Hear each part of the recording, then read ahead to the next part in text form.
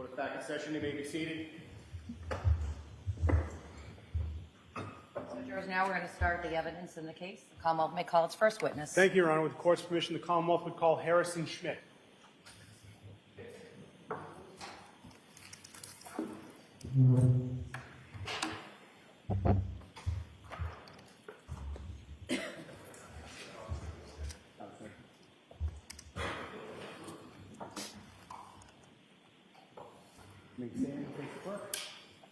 Sir, do you solemnly swear or affirm that the testimony you should give in the cause now in hearing shall be the truth, the whole truth, and nothing but the truth, so help you God? Yes, I do. Thank you, sir. You can be seated.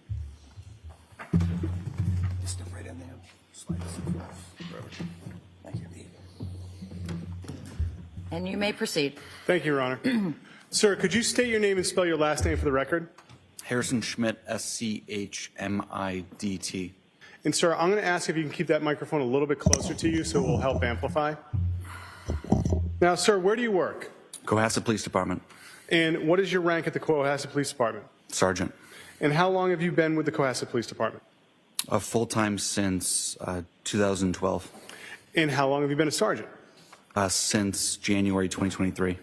Before January of 2023, what was your rank within the police department? Detective.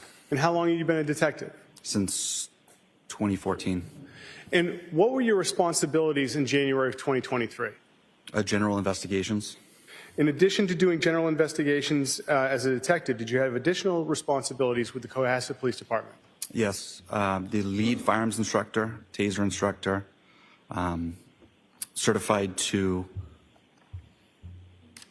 certify officers to become firearm instructors, use of force for the department, and active shooter.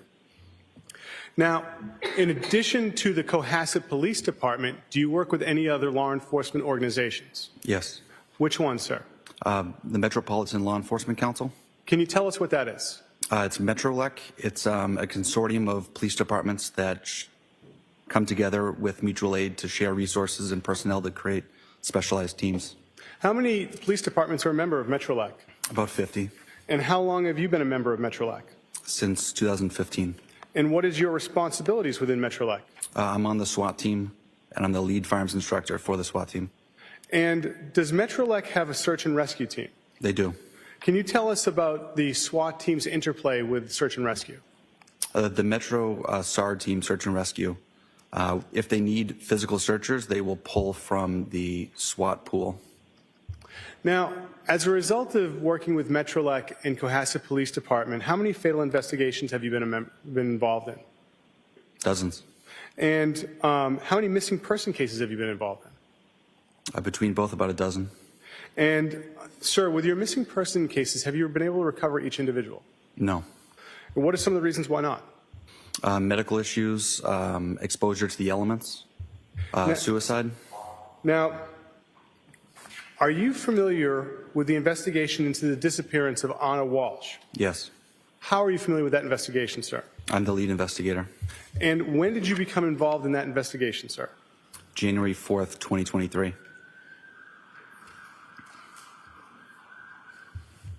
And about what time on January 4th did you become involved? I was notified on my way back from SWAT training by a supervisor that there was a missing persons investigation beginning in patrol. So I was requested to respond and assist. And so about what time of day do you think that may have been? I went to the police station about 4 o'clock p.m.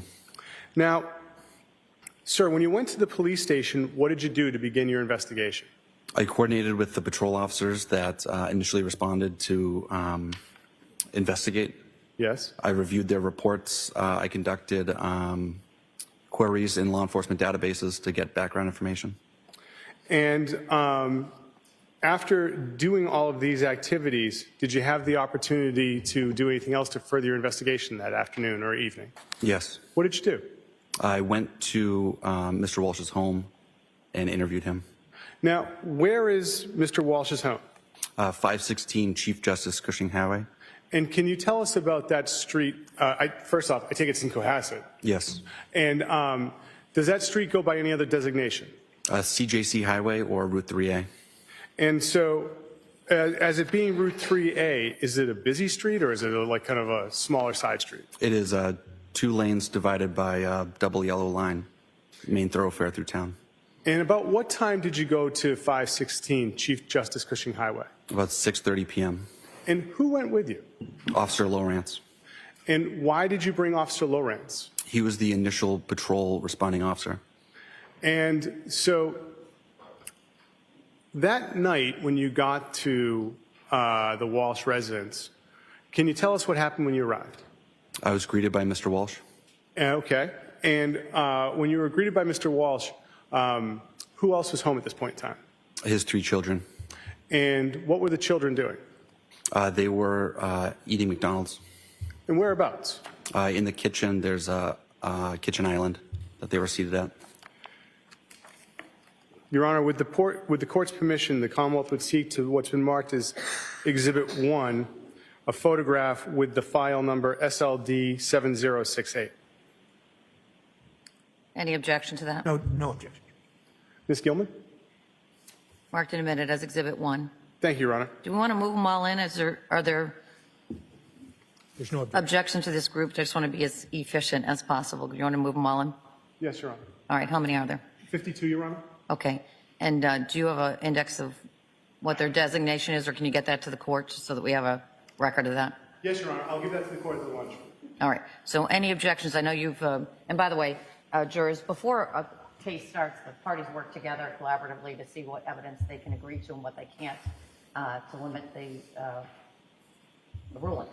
And they've agreed that these 52 photos are fair and accurate representations of what they report, and so the defense is agreeing that those 52 photos offered by the Commonwealth are now marked and admitted into evidence. They will be marked by the appropriate court staff as 1 to 52. Thank you, Your Honor. No in evidence. Thank you. Now, sir, looking at Exhibit 1, can you tell us what we're looking at? Oh, well, you were going to have a tough time looking at the back.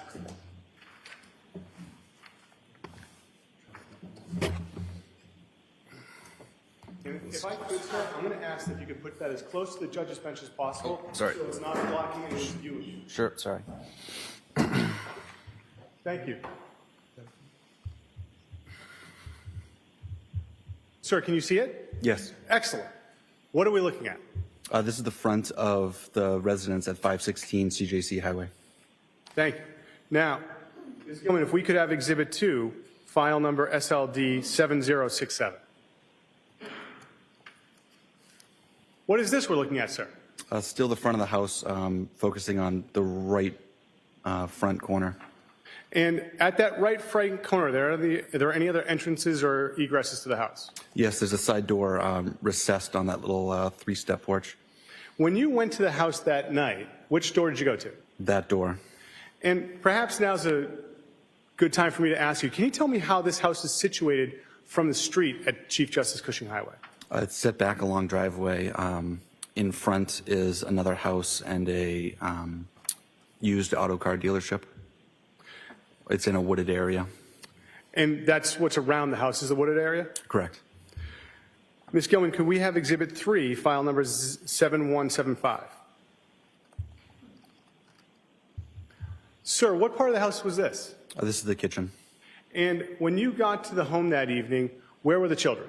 In those island bar seats. Now, you get to the house. What is it that you do with Mr. Walsh that evening? We sat at the dining room table and conducted an interview. And do you see Mr. Walsh here today? I do. Could you identify him for the court, please? The gentleman seated over there, blue shirt, blue suit, white shirt. Your Honor, if the record may reflect that the witnesses identified the defendant. The record will so reflect. Now, sir, where did the conversation with Mr. Walsh take place? The dining room.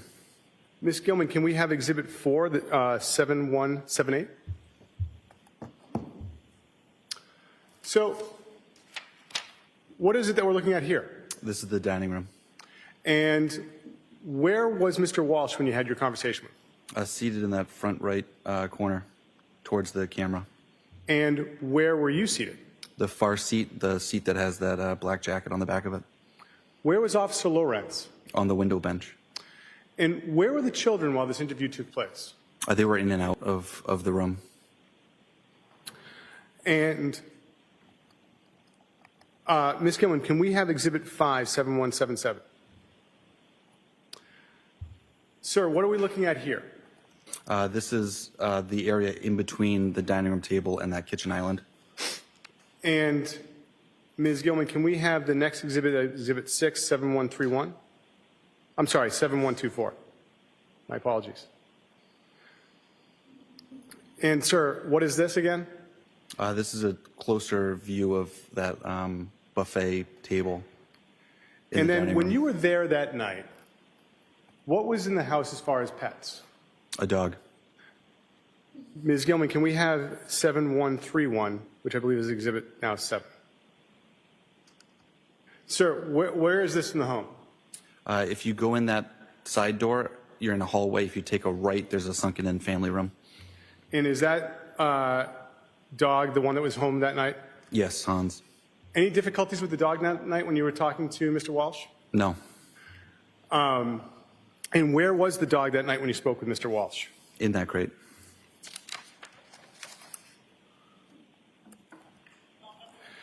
Your Honor, at this point in time, the Commonwealth would seek to play the interview of January 4th. I have not marked this as an exhibit yet, but I have it on the individual drive. All right. Subject to the objections that have been preserved. Any other objections? No, Your Honor. All right. So this will be, are you offering it? I'm offering to have this marked as the exhibit, and All Ms. right. Gilman will be able to play it. It'll be marked and admitted now into evidence as Exhibit 53. Thank you, Your Honor.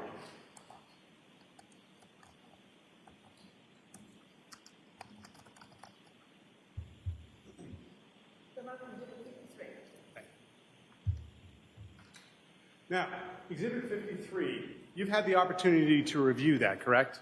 Yes, And does that fairly and accurately reflect the conversation you had with Mr. Walsh that night? it does. Thank you. At this point in time, Ms. Gilman, I'd ask if you could press play on Exhibit 53, the interview from January 4th.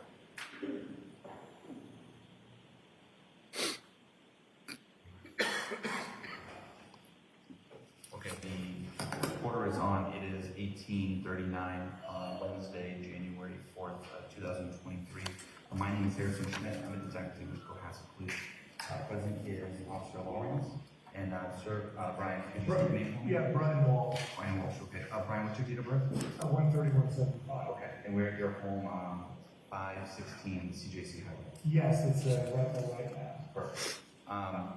So could you do me a favor? I know you've explained a lot of this Of course. today. Could you just do me a favor and just start at the beginning? So I understand your wife, Anna, she travels a lot for work. She's in D.C. for this great new job she got. Okay. And we're to follow shortly, but it's taking longer. Awesome. So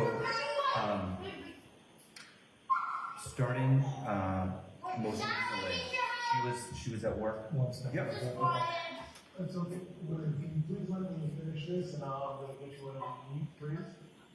Yes. Okay, okay. 1 second. Do whatever. We're on your turf, so do whatever you need. Okay, I got it.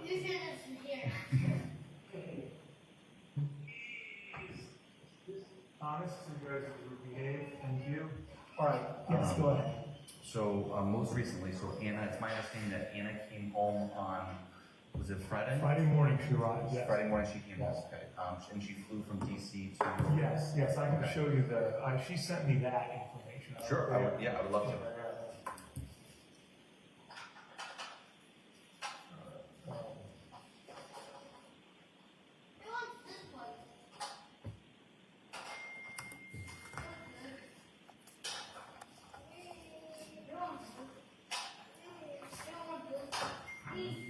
You know, you can look up, yeah, you can look through all of them, but that was the last one she sent me. This is, That's, word text. no, she texted me so I would know when she was Okay. coming in. I'd ask. So this is your text, Yeah, my text chain was on it, so you can look, you can take a look at that, whatever you want to do with that. all right, so it looks like on last Thursday at 7:36 p.m., there's a screenshot of the JetBlue app, and it's a travel itinerary. It's a flight B6254 dated December 30th from DCA, Terminal 2, the C28, to Boston, Terminal C, the C33. So it departs at 6:30 a.m. Arrives at Boston 7:57 a.m. And then do you mind if I just look at? Please look at anything that's gonna help you, please look at anything. She sent me some, she had a day with Thomas, so she sent me some, videos of that, and then you'll get into the area where I start texting her, to me. And if you wanna look at it, there's probably a year's worth of text there, if any of that is supportive, please. Sure. No, I'm not looking to pry, I'm just really. I'm looking for open, this. trust me, that's, No, I appreciate it. So, Friday around 6:01 a.m., you text flight on time. right. She responds amongst other things, yes, boarding now.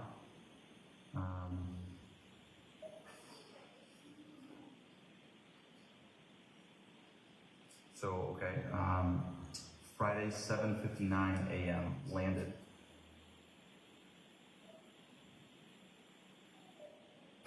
And then it looks like Friday 12:07 p.m. Photos of Anna and who's the oldest? Thomas. Yeah. 6 years old, my man.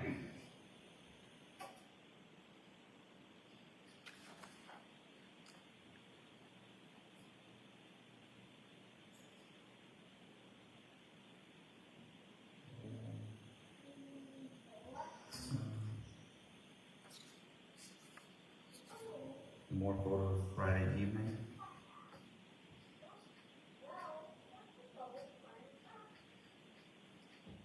Did you take these photos? I took that photo, most likely. You took these and sent them to Anna? She usually would just send them to herself. Oh, okay. Yeah. Oh, so She'd take my phone and send them to herself, okay, the ones that she liked. very good. Okay, I know it's exciting for you guys.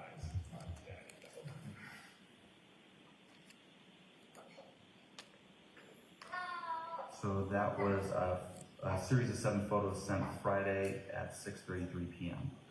And Anna sent this group of photos? I believe so. I took the photos. A lot of times I take the photos and she takes my phone and sends them to herself. Okay. Monday, 2:33 p.m. A text from you to Anna. Monday, 7:18 p.m. Another text. Yesterday, string of text. 6:39 a.m. Continuing to 8:30 a.m. Usually she'd be back in touch with me at this point. Okay. What's Viber? Calling you in Viber now? Viber is what her sister uses. That's how it's like a WhatsApp or something. Oh, okay. So Viber is from a long time ago. She would use that to communicate with Europe and stuff like that. So when her SIM card died last week, she called me on Viber. So I thought I'd call Viber. Okay. Sister uses it, so I tried every sort of situation I could to get in touch Okay. before blowing the whistle or ringing the bell or whatever. Sure. Did the SIM card issue ever get resolved? I believe so. Her phone was working when she came here. Okay. It's my understanding that it's a company phone. Yes, yes. Okay. So And it's on Verizon, if you know. no, so we're on Verizon. I don't know what the company is on, but I know that she was part of our family plan, and then she just ported the phone over. She brought the number over to their system. Well, she took the phone over. Or Okay. something. So like that was canceled and was moved over. Okay. But I think she took the number as well because we didn't change numbers. Right. Okay. So Yeah. she took the family plan number And the phone. to work, and then work to start paying for it. Yeah, basically. Okay. Yeah. Excellent. I guess they call it porting it over. For yep. When one carrier picks up the other carrier. Yeah, but I think they don't use Verizon. Okay. T-Mobile maybe. Okay. Okay, so she flies in. I see the text around 7 a.m.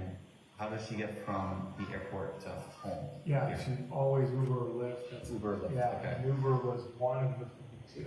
Okay. And then so she gets dropped off here. Yeah, she, usually they drop her off further down because no one can find the place. So, Okay. but that's pretty much. Sure.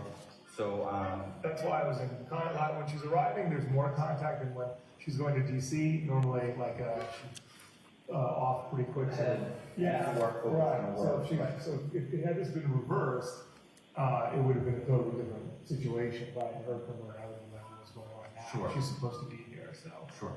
Okay, so she comes home Friday morning. Yes. Do you guys do anything together, or what are you doing? What, Yeah, so run me through the weekend if you don't mind. Yeah, with pleasure. I had some when she was running late, so I took William and Brian to Kindercare. It's where the daycare is where we picked them up from. Yep. And Thomas was off, so I said, would you like to have a day with Thomas? I'm just going, okay, Thomas. I just am going to do a few errands that I've already scheduled for. And then she was having a good time, and then I came back, and then we spent the rest of the day with the evening with the kids, and then we hung out. And Okay. then, she was a bit tired when she came. She wasn't feeling well.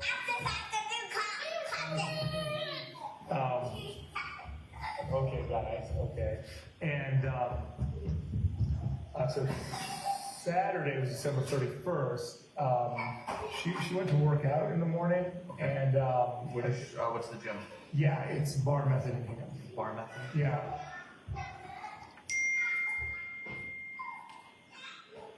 Okay. She went to Glossy Nails to have her nails done for the new year.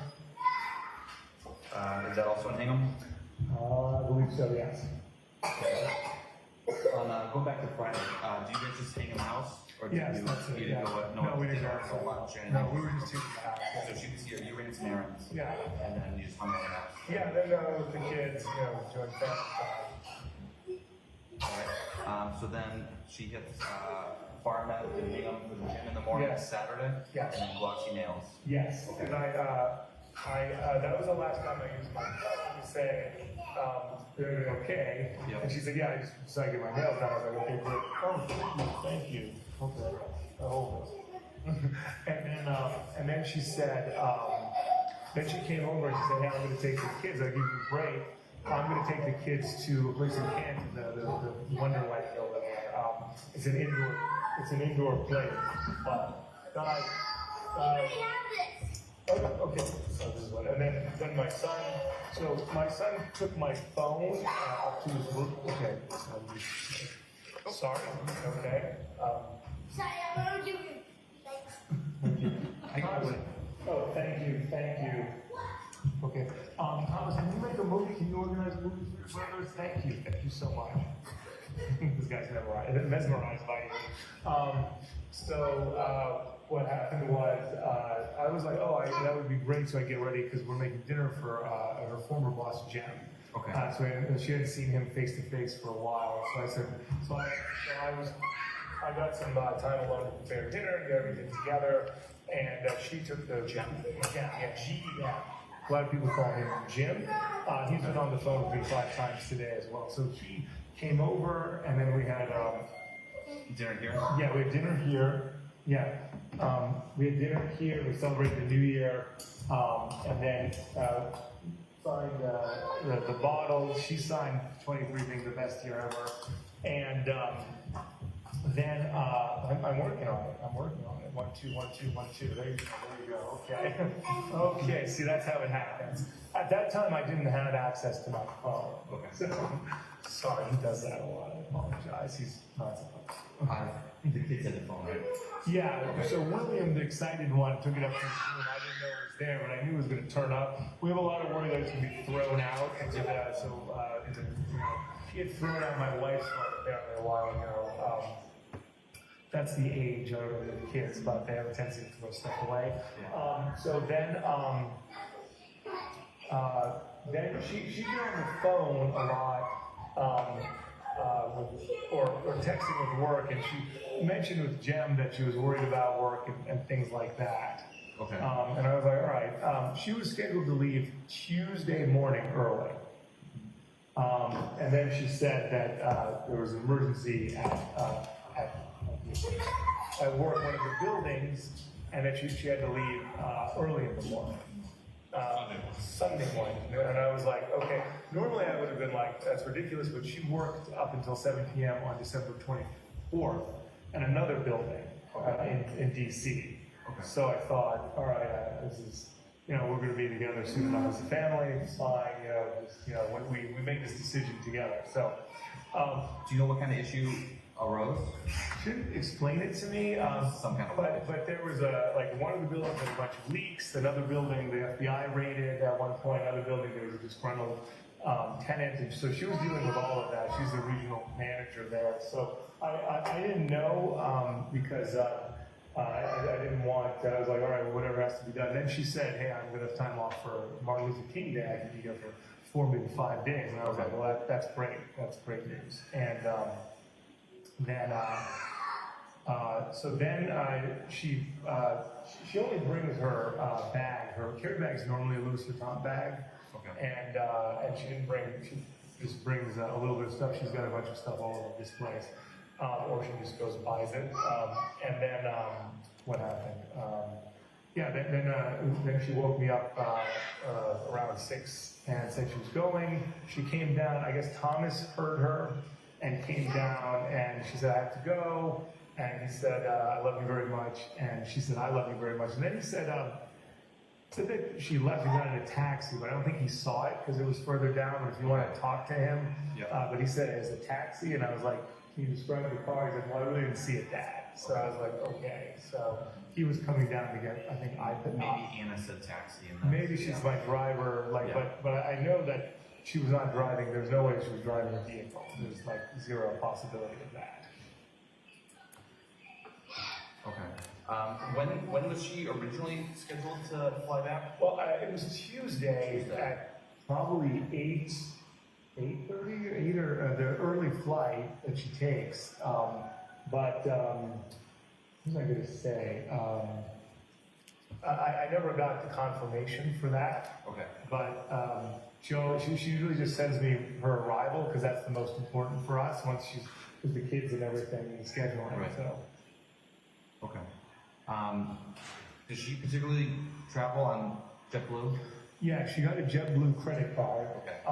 That gave her 80,000 points, and she doesn't like getting new credit cards, but she was like, well, we're doing this a lot. So she had gotten that. I had no access to that. She just got it, but she also started to use it more because she needed to spend a certain amount of money to get the points. So that changed our whole dynamic over the last month. Yep, that makes sense. So, she's been flying JetBlue lately. Is it a particular airport that she's going to as well? Yeah, I mean, it's JetBlue or American Airlines. American Airlines is second. Okay. This is Jeff. You guys don't want to talk to him, do you? Not yet, yeah. I have to focus. Yeah, One gotcha. minute, So JetBlue number 1, American Airlines number 2. That's all I know. I don't think she ever took anything else. And someone said maybe she took a connecting flight. She never took a connecting flight. Even once in the summer where they had the thunderstorms, she spent 8 hours at the airport.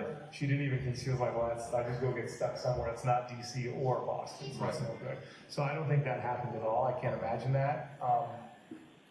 And then it was always DCA and it was always Logan. It was never, she never went to national or anything like that. Okay. So what? You heard this from William as to the whole taxi mention? Thomas, there's my I'm sorry, 6-year-old, Thomas. yeah. Thomas. Yeah, William doesn't have it. Yeah, well, that was time. Yeah, William's story would be much more fantastical. Yeah. So, why do you think Thomas was up? He gets up early, Okay. and he's always watching. I let him sleep with his iPad, so he wakes up and starts doing that. And then I guess, anytime you hear action downstairs, like during when we were having the dinner and celebrating, he came down to say hello to Jem. So anytime he hears something, he comes down. So he must have heard his mother, and he was like, oh, great, I'm awake, so he came down. Okay. Because when he was on the couch, I came down and said, I'm sorry, Mommy had to leave early. Yep. And he said, I already met that Daddy. I said goodbye to her. Okay. So, Okay, that makes sense. yeah. Because I was like, okay, because he was on the couch earlier than normal but he had been off the whole week, so he had a lot of rest. So Okay. So going back to New Year's Eve. Yeah. So it's you, Anna, And the Jem. boys, and Jem. Yeah, well, the boys were all, we put them to bed. Jem didn't get here till 8. Okay. And Anna So took they're all in them. bed. Yeah, Anna took them to that indoor play. So totally. Is it Wonderland? I call it Wonderland. It's probably indoor play Canton. It's in Canton. It's an indoor play. But I don't have the exact name. Anna was on top of that. Okay. So it's you, Jem, and Anna. Anna, and then doing the dinner. Yeah, then Thomas came Okay. and hung out, and we heard it was going, and then finally went to bed. Okay. So how did the night progress? How late did Jem stay over? Yeah, Jem stayed till almost 1 or so. Like after midnight at our age with kids, we're like, okay, good, we did it. I was like, it's past our bedtime. When you're younger, you're like, hey, what's next? I was in bed at 10:30. Yeah, right. There you go. So, and that's when during that time, Anna was dealing with her phone a lot, and she'd gotten a message from Adela, who I've spoken to today. It was like, hey, you didn't see me before you left, and so he was upset. And then she was seeming, I don't know, like she seemed like the last couple of weeks, she seemed like under pressure at her job. And she mentioned, even Jem spoke about it today, there were a lot of things she didn't like doing or she was not good at. So that seemed to be on her mind. She spoke to me a few days before saying she wanted to see a psychiatrist. And I was like, yeah, we're apart.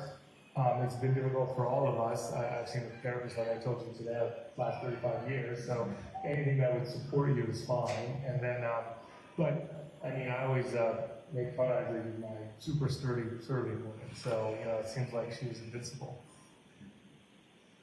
And so that was going on, and then she said that she had to go. After Jem left, she said she had to go. Okay. And I was like, So maybe around 1:30. yeah, maybe before, like after 1 before 1:30. Okay. And then, because she was like, we're gonna go to bed, and I was like, what's this? She's like, Brian, I really have to go back. And that's when she told me, and I was like, that seems odd, but I get what's going on. She was supposed to be here the whole week. Right. But she didn't get it until Friday because she was just too much work that she was trying to keep up with. So the schedule has been, hi, thank you, thank you. But the schedule has been like that for the past few months, like where she's been having to cut back on family time, and it's been difficult for all of us, definitely. Sure. When exactly did she? How many months ago did she start the job, or when did the whole new arrangement? Yeah, it's been a while. We've been here for 9 months almost. We were only supposed to be here for a few months, and then things took longer. Hello, hi. Okay, thank you. Okay, and then at first it was supposed to be in Boston, the job. Yeah. And she worked at the Boston property.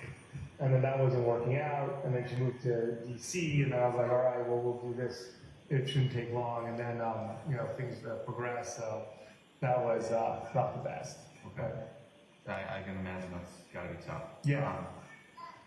But, the only problems that we had in our marriage were that we weren't spending time together. That was like, during the pandemic, after we got divorced, we enjoyed family You time. loved it. Yeah, everybody loved it, yeah. Sure. Okay, so what's the time frame? So Jem leaves between 1 and 1:30. No, Jem leaves like 1, let's say 12:50, 1 o'clock. Because I remember looking at the clock, it was close to 1. Okay. And then Anna and I were talking, and then I went to the bathroom, and she said, I have to, let's go to bed. And I said, sure. And then I was like, let me clean up. And that's when she said that she had to go. She's like, I really have to go tomorrow. Okay. And she'd made mention that she might have to leave early. Yep. Earlier on Saturday. Then she confirmed it. But she always was like, hey, I'm going to be there early. I'm going to stay longer. And then she's like, I can't do it. So I think maybe I was putting a lot of pressure on her for more family time, and she was having a hard time That's speaking understandable. up. Yeah. Yeah, that's understandable. All right, so you think by 1:30 you both were upstairs and going to bed? Yeah, absolutely. Okay. Both asleep at 1:30. Okay, and then she was to catch a early flight. Early flight. So she only got, this is why she's always been tired. She wasn't feeling well Yep. on Friday to begin with, and she was very ill the week before, I want to say, because I got sick too. The kids got sick, then I got sick, and she came, everyone got Yeah, sick. three boys run around. Yeah, so everyone's sick a lot. So, but I want to say on 20, maybe the 27th, she worked from home. She was so sick, which is very rare. Okay. So, but she was feeling better, but I noticed a difference there. And then she probably got 2.5 or 3 hours of sleep. Okay. And then she gets up and you hear her like in the bathroom getting ready. Yep. And then it must have been 6. I didn't see the clock, but it was dark outside still. So. Okay. And that's when she came down. Then she does the final, like cleans up and stuff like that. You know. Okay. Did you sleep through that whole morning routine?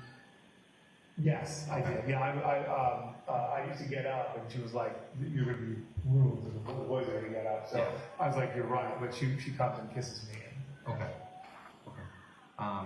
And then, have you heard any other communication or seen any other, does she have social media?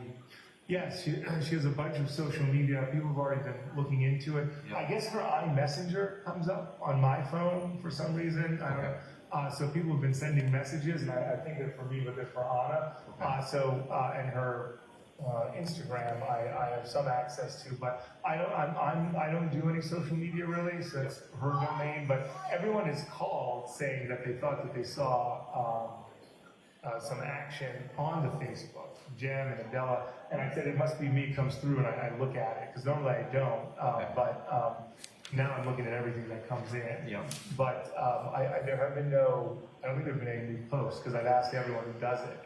To keep an eye out. Yeah, if Okay. there have been any new, but it does not seem like she's on Instagram and Facebook. Instagram, Facebook. I don't know of any other platforms. All right. So Sunday morning when she leaves, Yeah. you haven't heard anything. I don't know. Okay.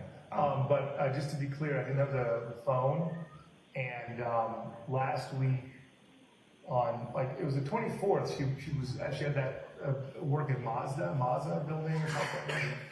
So I didn't hear. We spoke in the morning, but I didn't hear from her all day. And then she was supposed to be here on a flight, and she missed that flight on the 25th. Okay. And she drove up. Okay.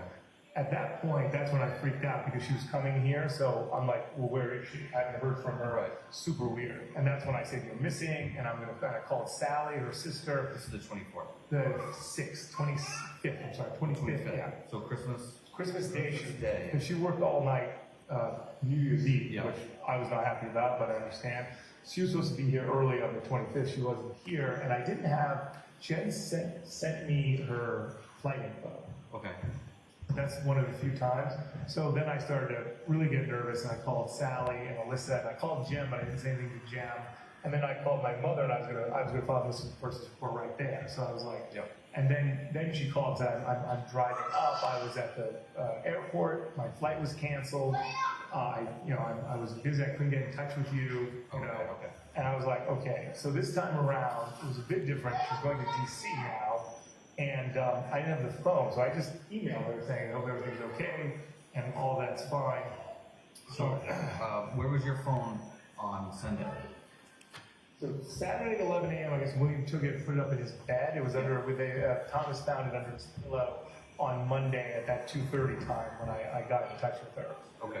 But I emailed her twice before that, but I was like, you know what, it's fine. I don't want to, I don't see every time my wife needs 5 minutes. So, and then I started getting nervous, and then on Tuesday I started to call around, and I remember her telling me, "Hey, don't call work. Don't embarrass me at work, Brian." And I was like, Right. "Sure." So I called Sally and everyone, and then I was like, and then this morning that's when I was like, I have to, and We're going on another day. yeah. So now it's Wednesday today. Today's Wednesday, right? Yes. Okay, I'm sorry, I lost. And then this morning, that's when I started calling everyone. Okay. And then the Tishman's Fire people got back to me very quickly. Yep. I left a message at their off-site sales.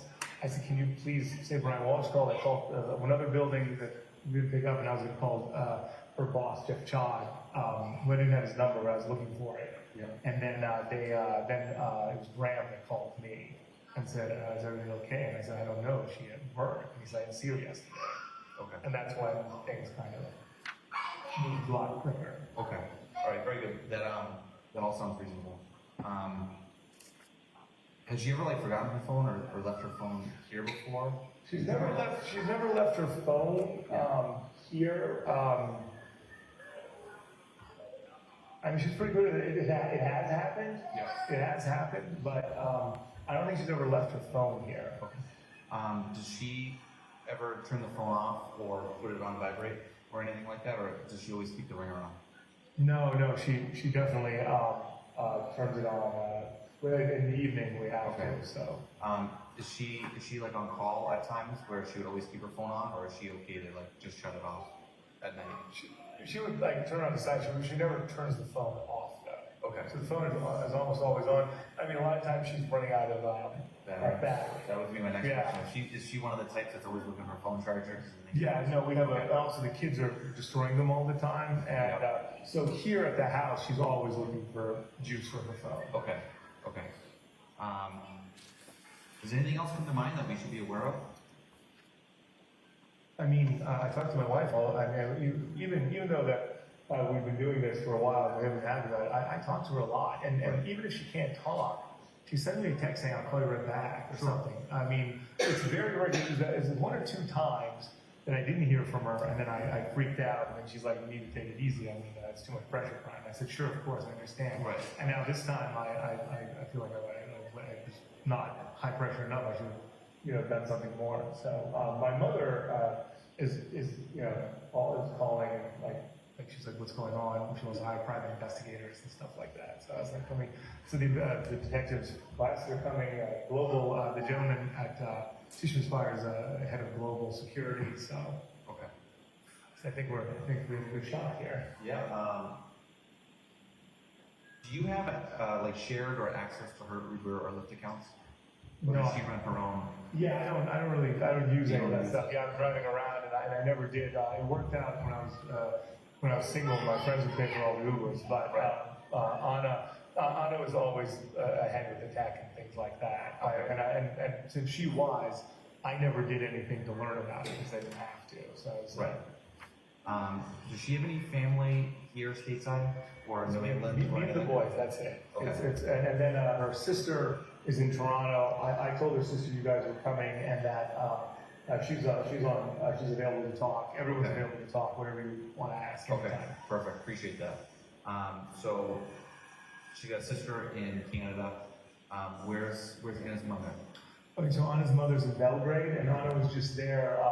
Her mother has been sick. She was here, and then when she got back to Belgrade, so she went up. She was going to the hospital to do some work. So she and her sister were both there to support her mother Okay. at the end of November, beginning of December. Okay, so not too long ago. No. And that's Serbia? Yes, sorry, Okay. yes, Serbia. Okay. And Sally, her sister, called and let her mother know what was happening. Okay. So Any other siblings? it's basically just the three of them. It's her and Sally and Malaka as her mother. Okay. No brother or anything? No. Okay. Any like half siblings or anything on the father's side? There is someone, his name is Milan. He is a cousin Okay. that they share land with, that they've been in a dispute with for, 30 years or 20 years. Okay. And that's been going back and forth for our entire marriage. They had a deal. It just fell apart. They went up to deal with that as well. Okay. Yes, but Sally and Anna do not get along with Milan at all. Okay. But he's So that's kind of a tumultuous relationship. there. I'd say. And there was activity related to that as recent as early December. Yeah, they had to go deal with the lawyers, and they had a contract that was signed 5 years ago, but they had to, cancel it. Okay. It didn't work And out. it's like a land dispute. It's a huge land dispute, yeah. Okay. Did you have any like best friends? I know you mentioned Jim, which was an old. Jem is, coworker. there's a girl named Carrie Westbrook. Carrie Westbrook. She's a very good friend of Anna. They both worked at the Little Washington. Okay. Jim and Bella called to say that she posted something about it's been 10 years or 13 years, and Anna would normally always say something. Okay, thank you. Where did they want you to do? At the Inn at Little Washington. That was Anna's. I think Anna's one of Anna's first jobs when she was here. Okay. So Carrie And then in town, there's Adela, who works at the Melrose. He's been in touch with me several times today.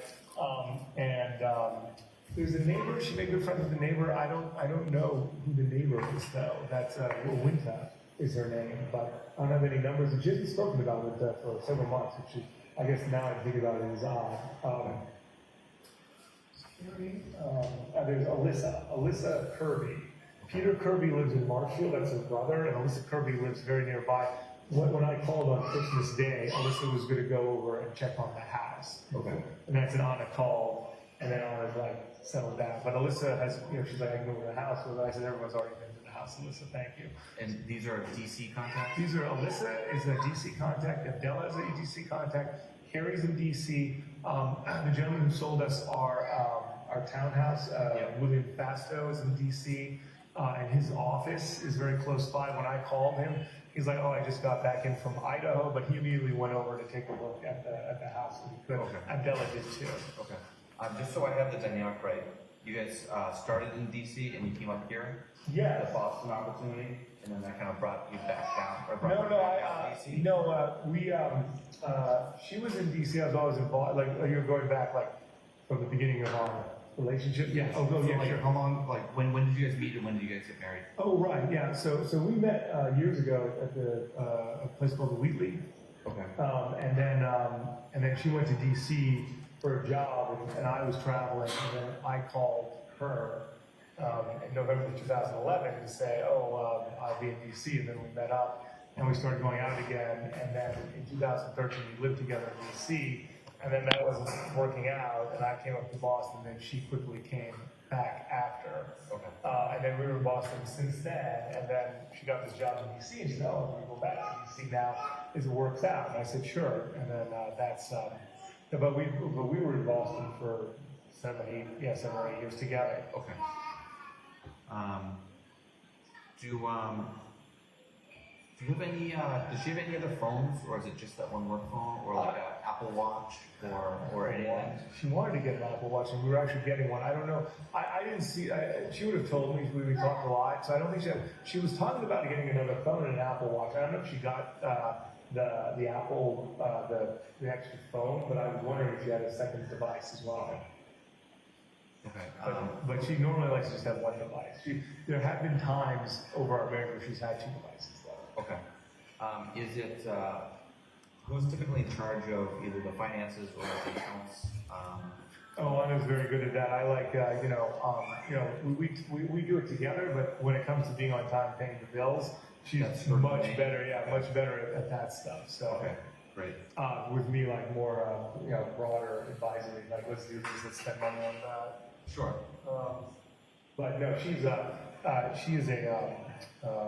operations expert. That's my Perfect. Logistics, that's her thing. Perfect, yeah. Okay.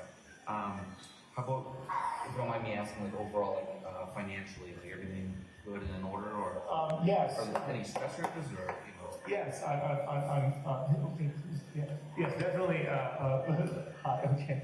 Well, financially, in some ways, better than ever. This job was 3 times what she was making in Jack. Oh wow. That's why I think she did 315 this year. Oh wow. So that was huge for us. Sure. And then, yeah, definitely. So that's why we decided to do the deal. But I've been having legal problems for many years now. It's one of the reasons why I couldn't leave, because I'm dealing with that now.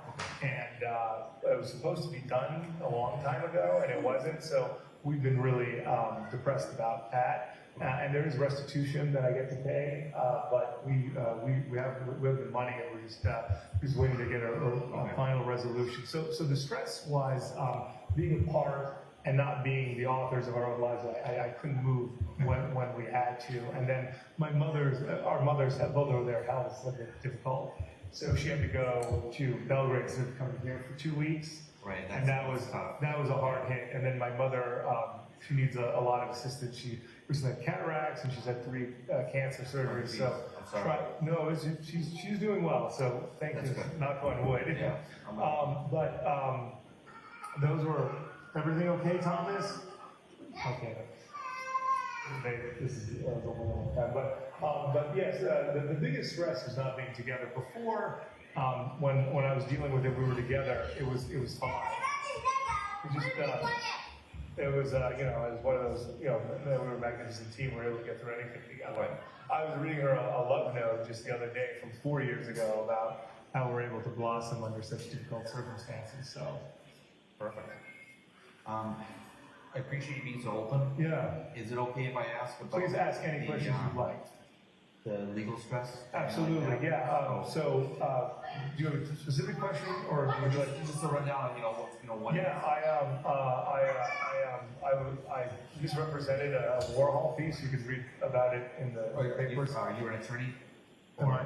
what's your representation? No, I was. I don't even know what you do, I'm sorry. Oh, sorry. Yeah. Well, we have a chocolate. So I had some art, and I lost money on it, and I misrepresented it to another person, a gallery in LA. Okay. And then the FBI got involved, and I was arrested, and that occurred in 2018. So I've been dealing with that, and then I went to sentencing in October 8th of 2021, and everything was going to be fine. Yep. But the bank had called for the bank check, saying that some of the money had been returned, but none of the money that was in the bank check, and then things were postponed. Okay. And then things continue to be postponed, and that's, so I'm kind of locked down here at the house. Part of my sentence was home confinement, but it's gone over the 12 months because of things have not been resolved yet. Okay. And that's why I've been able to be in Massachusetts, I'm sorry, in DC with my wife, and she's been doing this. So, but we were just the other day there was possible resolution for the whole thing. But obviously, Light at the end of the tunnel. that's what we're looking. But the prosecutor definitely. We can make mail. I will. Give me one moment. I'm going to make the note for you. But the prosecutor definitely was interested in more, and he saw a second opportunity at the Apple. So that's why things have taken a lot longer. And, Okay. but that's where we're at. And if there's any other information, you can I'll give you my attorney's number if she can also tell you about it. Sure. She can probably explain the law better than I can. But I was I acknowledge I was out of integrity, and I'm thank you. And I'm dealing with the whole family. Unfortunately, is dealing with it because of my actions. So, we're not here to catch judgment. No, it's but I just I know. I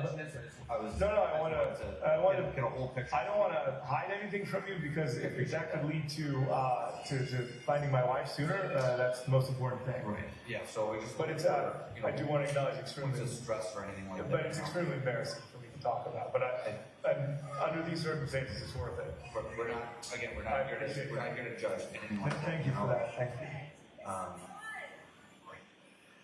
Is there any? But please, if you have any other questions, please ask me. This is don't hold back. She obviously has a passport, right? Yes. Is her passport still here? No. Is that something she normally carries with her for traveling, or? Yeah, I would say yes, because what happened was she lost her ID at one point. Yep. And now she had to start carrying her passport. Using that as a- Yeah, but now she always carries her passport. She brought, William does not have a passport. Thomas and Brian do. Okay. And when I got nervous about, not seeing her and stuff, I was like, hey, whoever is with the kids should have their passports. It's the only form of ID. Also, my mother wanted to open an account for Thomas, and so the only way to identify him properly. Sure. So she brought those passports here, and they're here now. Okay. Is she on any medications? Not that I know of. She so for health, I'm out of shape, but she's in great shape. But she, we had a bit of a cancer scare last year, but they biopsied and said it was fine On her side? On her side, and but she kept saying that she felt that she was pale recently, and I said it's because she hasn't had a lot of rest. She'd be working hard and flying. Okay, and flying in, and then when she gets here, it's not restful. The kids are like, so I would give her some weekends off and say, hey, stay in D.C. I'll take care of the kids. You've got to get, because she's here the whole weekend and leaves early in the morning for work, and then now her work schedule really, when she got back, the work schedule really got very tight because she'd taken 2 weeks off. Okay. So we really didn't have any time for the holidays or anniversary, so it's Sure. sad. So you're not aware of any medications. Any other health issues or anything coming up? The one biopsy? No, nothing. I mean, it's very unlikely that she would hide something from me. Right. We really talk about everything, no, I can't think of that there'd be anything else. Okay. Luggage wise, she probably has a full set of clothes in DC. Oh yeah, most of my clothing's in DC too. So the idea, she thought it was gonna take a month or two to get there. Yes. It's taking a lot longer. So, we had to buy stuff just to like everything. We keep having to buy new stuff. Up here. Okay. So I assume she travels light. Very light. Okay. Yeah. So one time she just brought her purse. Yep. And then this time she brought up my heavier coat because I was getting cold. She said, "I'm gonna bring." So she brought her little carry-on. Okay. And But you had a coat in DC, so she brought your coat up here. Yeah, because I was wearing this light coat, and she said, "Come on, I'll bring it up." And I was like, "All right." That makes sense. Sure. But that means she has to bring more luggage, and I felt bad. She's like, "Don't buy a new coat, don't get cold and get sick." So. Right. So you described the carry-on Absolutely, it's a Louis Vuitton carry-on. is like a big purse, like. Well, I know it's the duffel bag, the Louis Vuitton duffel bag. Yeah. My mother actually, she wanted me to ask the Washington police if they saw that bag at the house, because if that bag was there, I think she's definitely at that. She'd been to that house. What color is it?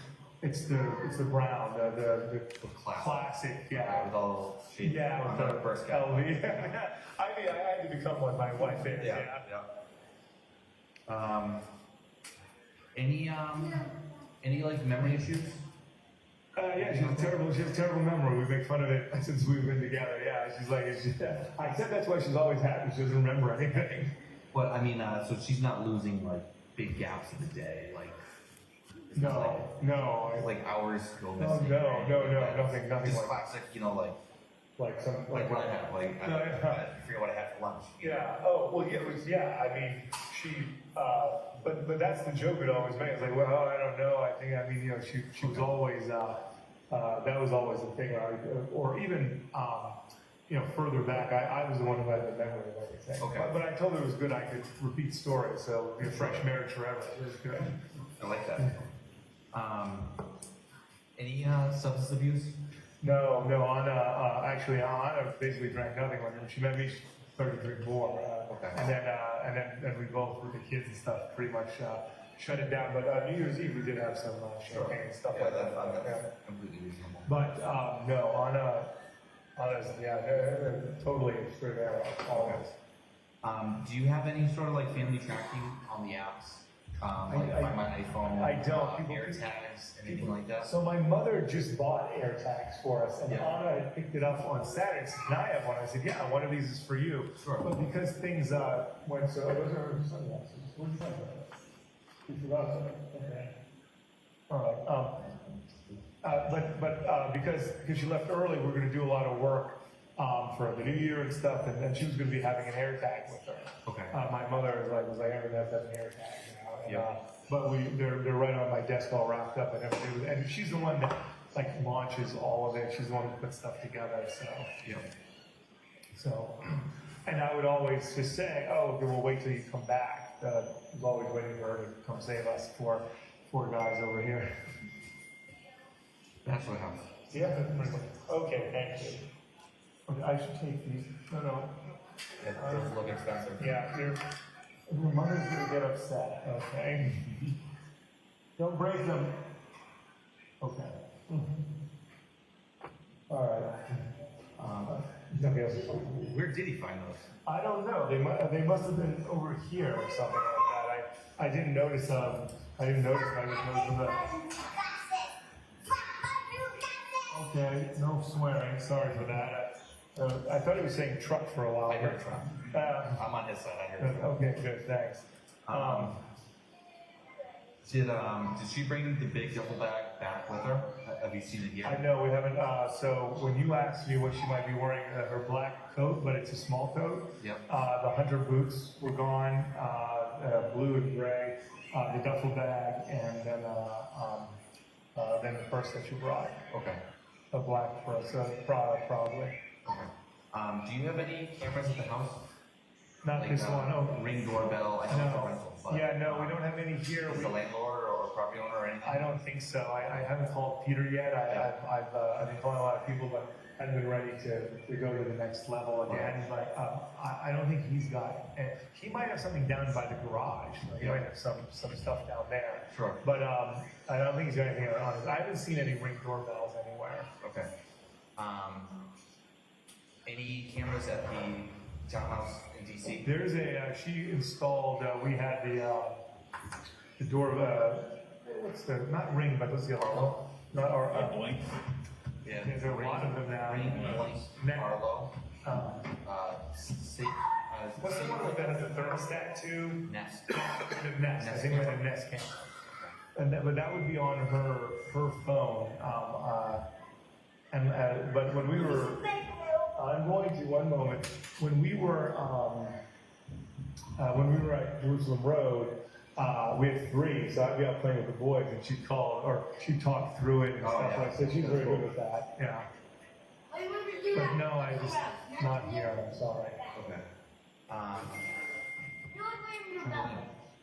Any other questions? Or? Sheila, anything else in mind? I can't think of anything else if you haven't already explained. Appreciate it. No, I appreciate. No, I appreciate it. I know it's 7:30, and you guys are still here, so thank you for that.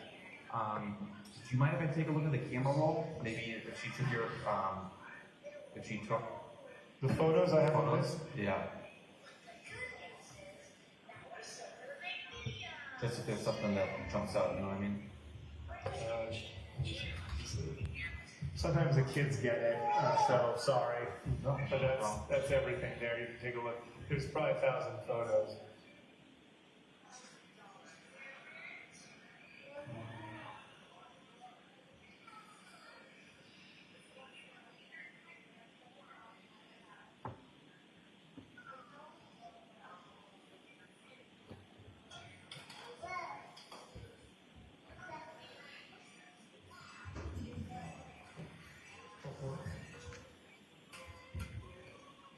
Glasses back, please.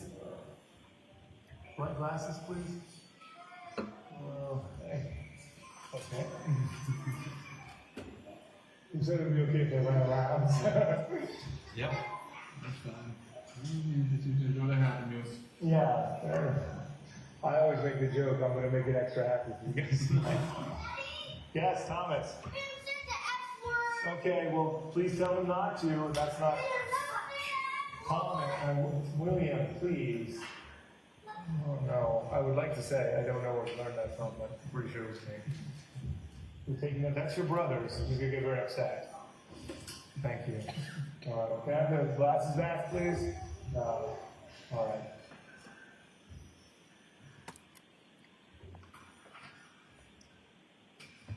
If you don't mind me asking, what kind of errands did you run on? Yeah, on was it Friday. Friday. Yeah, basically, I just went down to see a friend of mine, Paul Fleming. We hadn't seen each other in a while, Yep. and then brought back some of the stuff for New Year's meal and things like that. And trying to think what else. Where was that? Where did you meet him? It was in New Boston. Oh, nice. Yeah, in Kimball Square. What?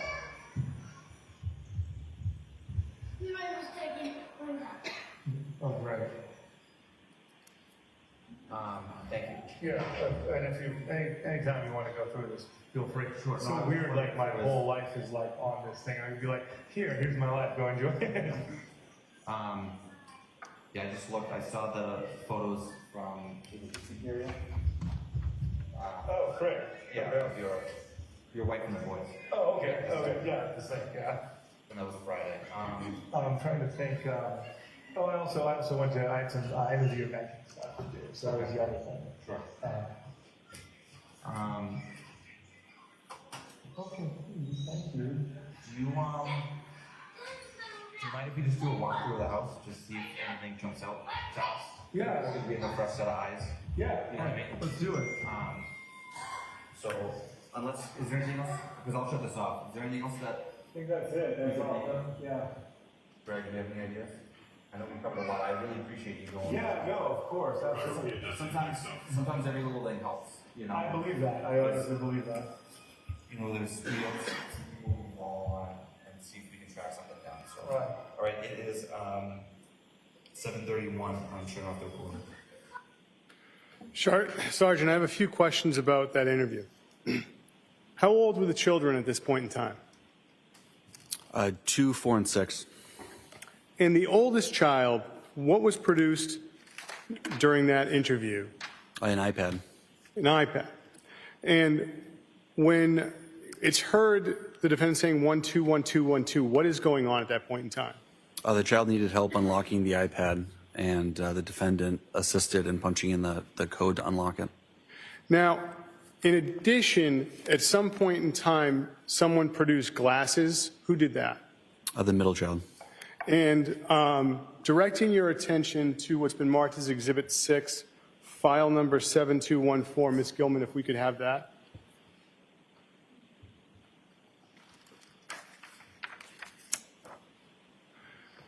Sergeant, did you see the glasses there in that photograph?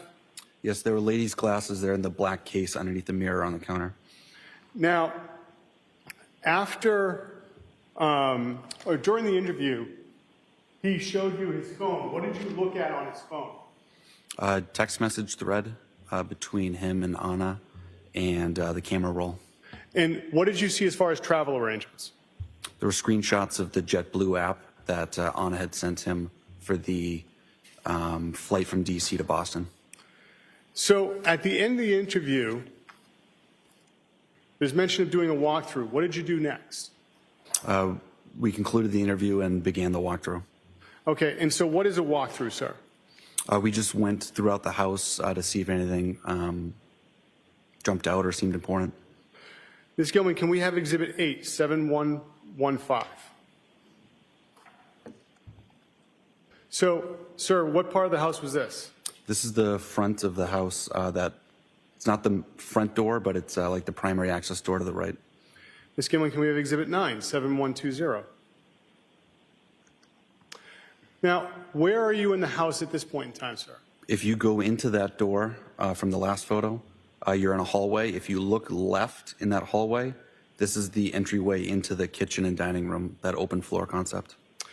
And Ms. Gilman, if we can have Exhibit 10, 7122. Where is this in the house, sir? If you go in from that outside door and you look straight from the hallway, that's the first floor bathroom. And what is inside the first floor bathroom besides the bathroom? Washer and dryer. Ms. Gilman, Exhibit 11, please, 7169. And I take it this is the washer and dryer inside that first floor bathroom? Correct. Could we have Exhibit 12, file number 7137? Where is this, sir? If you come in that same door, that hallway, if you look right, there's a sunken-in family room. And what is at the back end of this sunken-in family room? There's a staircase that leads up to a single bedroom. Could we have Exhibit 13, 7138? Where is this, sir, in the house? Those are the stairs leading up to that single bedroom. Exhibit 14, please, 7140. Now, where is this in the house, sir?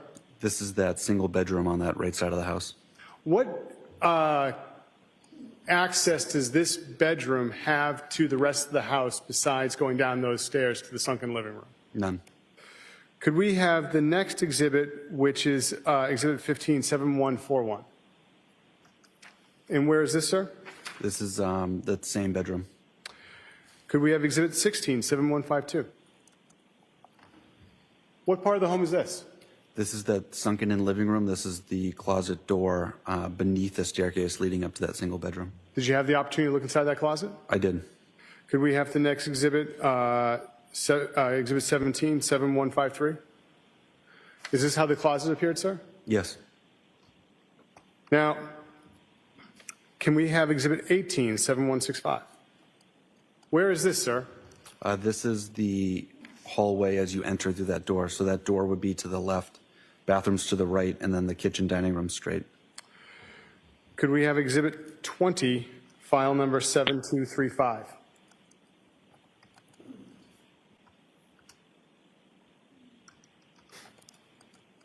Now, what part of the home is this? That door on the left is the front door. So this is, if you're looking away from the dining room, you'd be looking at the stairs upstairs to the main part of the house, and the living room straight ahead. What's at the far end of the living room? A fireplace and a TV. And if we could have the next Exhibit 21, 7236. Where is this, sir? That's a close-up look of the living room with the TV, the fireplace, and the bureau.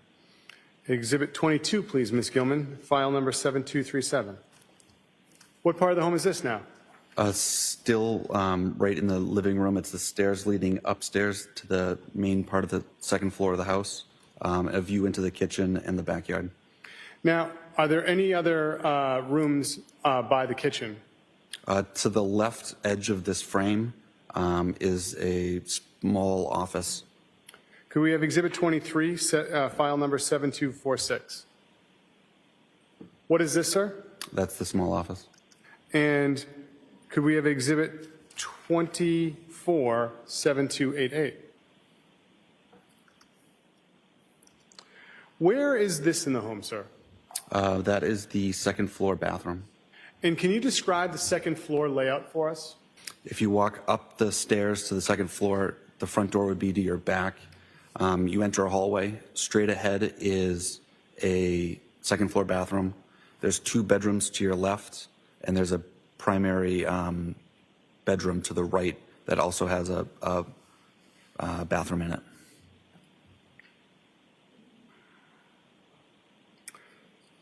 Could we have Exhibit 25, which is file number 7298? What are we looking at now, sir? If you were in that hallway coming up the stairs, if you look left, that would be the doors to the 2 bedrooms on your left. Could we have Exhibit 26, file number 7301? Which room is this, sir? This is the front left bedroom on the second floor. And who is residing in this bedroom? The defendant. And, sir, what is in the drawer next to the bed? Some sheetrock or drywall from the ceiling. Could we have the next Exhibit 28? Well, actually, I'm sorry, 7301. Could we have 27, 7302? And, sir, where is this? That same bedroom. And then could we have Exhibit 28, 7309? And what orientation is this, sir? This is looking at the bedroom door from that same bedroom. Your Honor, we would object for the reasons stated before. Excuse me? We object for the reasons stated before. Thank you. Preserved. And then I'd like to have Exhibit 29, if I may, Ms. Gilman, 7319. What is this, sir? A hole in the ceiling in that bedroom. Now, what is above the ceiling in that home? An attic. Did you go into the attic that night? No. Now, can we have Exhibit 30, 7320? What room is this, sir? This is the second bedroom to the left in that hallway. And could we have Exhibit 31, 7321? What is this, sir? That same bedroom. And who was residing in this bedroom? The middle child. And who was residing in the bedroom that was by the sunken living room? The eldest child. Could we have Exhibit 32, 7259? What room is this, sir? This is the bedroom to the right, the primary bedroom. And with this primary bedroom, what was it attached to as far as a bathroom? There was an attached bathroom. Could we have Exhibit 33, 7269? What is this, sir? That's the attached bathroom. And Could we have Exhibit 34, 7335? Bless you. What's this, sir? If you're standing in the kitchen, looking towards the front of the house, this is the basement door. And what was on this door as far as child safety locks? Up top was like a child safety device.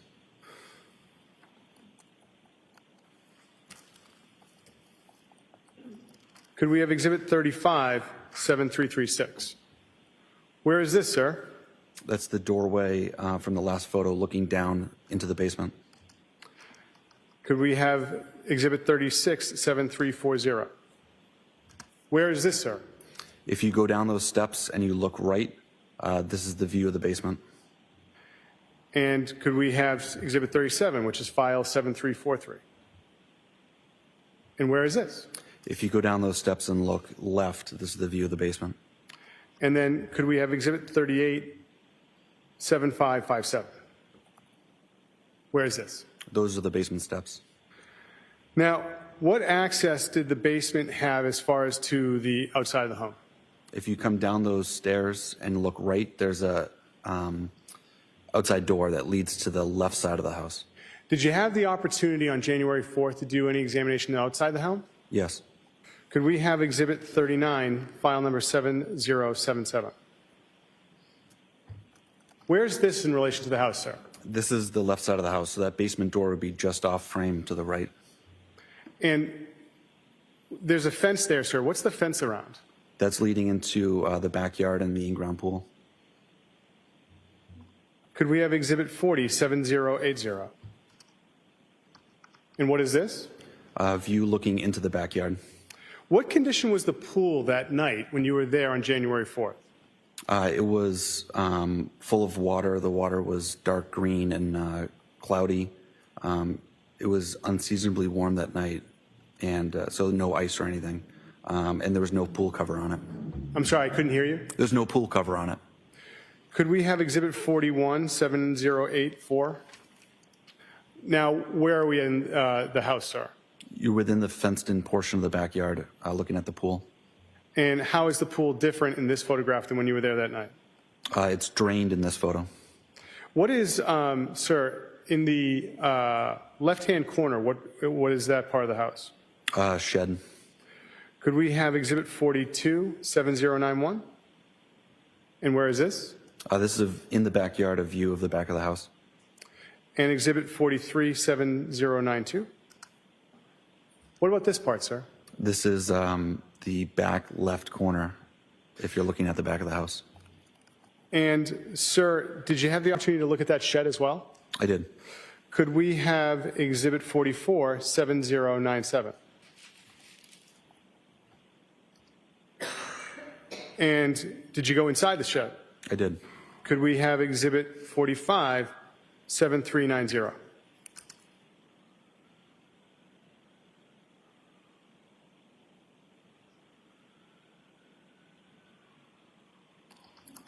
And where's this, sir? That's a view inside the shed. Got a siren going by, sir. I'm going to let it go.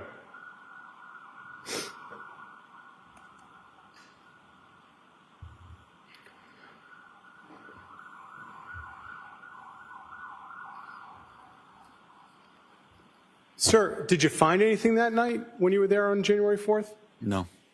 And did you have the opportunity to look at any vehicles that night while you were there on January 4th? Yes. What vehicle did you look at? Volvo XC90. Could we have Exhibit 46, file number 7057? What is this, sir? That's the Volvo XC90. And, sir, if I'm going to just ask if you can keep your voice up, did you have the opportunity to look inside the Volvo? I did. What did you see inside the Volvo that night? I noticed the trunk portion of the SUV was lined with plastic sheeting that was folded. And anything else inside the Volvo? In the trunk, I noticed like a maple seedling, it looks like a V they spin when they fall from the trees. Now, how long did it take to do this walk around? About 30 minutes.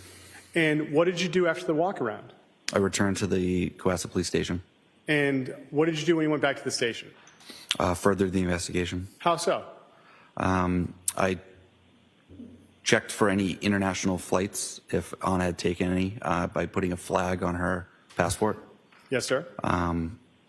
I reached out to the Metro D.C. police to do a walkthrough of the townhouse down in D.C. Yes, sir. And I called Anna's sister. Now, after doing those things, did you ever have the opportunity to return back to 516 Chief Justice Cushing Highway? Yes, that evening. And why did you return back to the home? I brought the fire department back to the house to investigate the pool. And so, how did you do that, sir? The fire department brought high-powered floodlights and a pike pole to scrape the pool to see if there's anything inside. And what did you see happen when they did that? They found a pool skimmer at the bottom, and then they used that pool skimmer, because it was wider than the pike pole, to scrape the bottom of the pool. And was anything recovered? No. And about how long was this? Did it take to do this checking of the pool? 15 minutes. And after you did that, what did you do next? Returned back to the police station.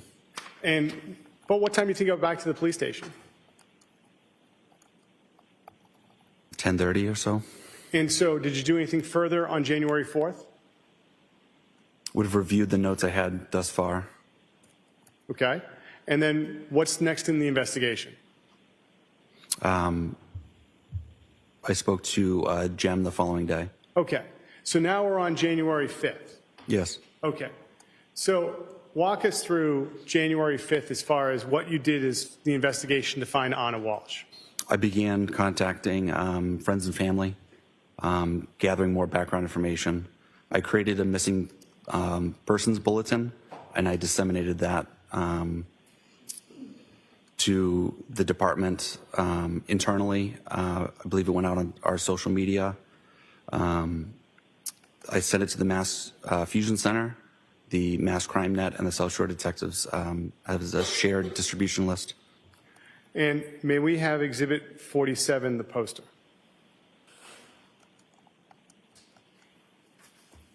So, sir, this is the poster that you circulated? Yes. And I want to ask you about some of the places that you circulated it. You can take it down now, Ms. Gilman. Thank you. You said Fusion? What's that? The Massachusetts Fusion Center. It's a information sharing system for law enforcement. And besides them, what other organizations did you share it with? Mass Crime Net. It's a distribution list for detectives and investigators. And then was there a third? South Shore Detectives. And so I take it that's just the police departments in the South Shore. Correct. So you've circulated the flyer. It's January 5th. Now what are you doing? I began checking for financial records to see if there were any recent transactions. The phone was pinged the night prior, and we were reviewing the phone location data that day. Okay. And so you're reviewing phone location data. And in addition to that, do you do anything as far as searching the area that day? A canine track was conducted a area search with a canine was conducted in the house. Can you tell us? The rear of the house, excuse me. The rear of the house. All right. So what's the rear of the house like at 516? It's wooded. If you go through the woods straight back behind the house, you'll reach another neighborhood. About how far is it between the two neighborhoods? Less than a quarter mile. And how is this area search conducted? You said a canine, but what's that entail? A canine handler and the dog will do a scent search to see if there's any odors that jump out to the dog, if there's any indication. Who is the canine handler that worked on this? Sergeant Reardon. And what department is he affiliated with? Cohasset. And so was anyone else involved in the search at this point in time? No. So after the canine search is done, what else do you do on this case on the 5th? We checked for any Amtrak travel. We had troopers from that are assigned to the Logan Airport check each ticketing agency to see if there's any travel for Anna. And what did you do as far as checking in with any cab companies or anything like that? I began calling cab companies from Quincy to Plymouth. Any other ride shares that you checked on? We checked with Lyft and Uber to see if there were any pickups in that area of town. And besides checking with the troopers at Logan Airport and cab companies and ride shares, what else did you do on the 5th? We requested additional resources. And who did you request for additional resources from? My supervisor reached out to the Norfolk County, the troopers assigned to the Norfolk County DA's office. And did you have the opportunity to meet with any of those troopers on January 5th? Yes, About what time did you meet with the troopers on January 5th? about 5 p.m. Where did you meet with them? Cohasset Police Station. And who did you meet with? Trooper Chico and Sergeant Buchanan. And what did you do when you met with the troopers on the 5th? I brought him to speed on the investigation thus far, and we listened to the audio recording of that first interview. After that was done, did you do anything else besides just reviewing the recording with the troopers? We went to the house, About what time do you think you got to the house? 8:30. And who went to the house? Myself, Sergeant Hunt, Detective Lieutenant Lopes, Trooper Chico, and Sergeant Buchanan. Who is Sergeant Hunt? Cohasset Police Sergeant. He's now retired. And who is Detective Lieutenant Lopes? My supervisor. And the other two were the state troopers. Correct. And so who was present at 516 CJC when you arrived on January 5th? The nanny, Robin Howe, was leaving as we arrived. Present was the defendant, his mother, and his 3 children. And so what did you do that night as far as dealing with the defendant? I conducted a second interview. And who participated with the second interview? Myself, Sergeant Hunt, Trooper DeChico, and the defendant. And where did this interview take place? That same dining room table. Where was Detective Lieutenant Lopes and Sergeant Buchanan? They were in the living room on the other side of the staircase. And who was with them? The defendant's mother. And what access did people have to? What access did you have to the living room? It's an open floor concept, so the only barrier in between those 2 rooms was the staircase. Now,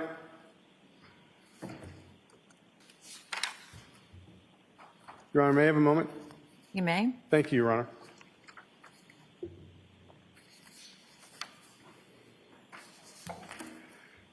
That interview on January 5th, was it recorded?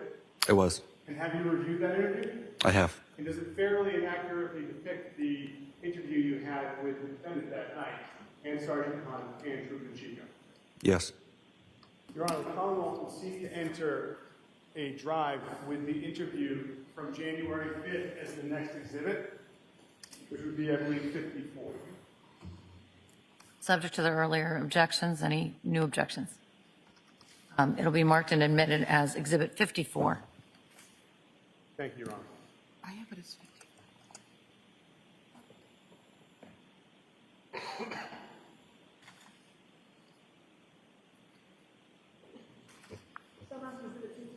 Thank you. Your Honor, with the court's permission, may we play Exhibit 54? You may. Thank you. Ms. Gilman, could you play the interview from January 5th? Thank you.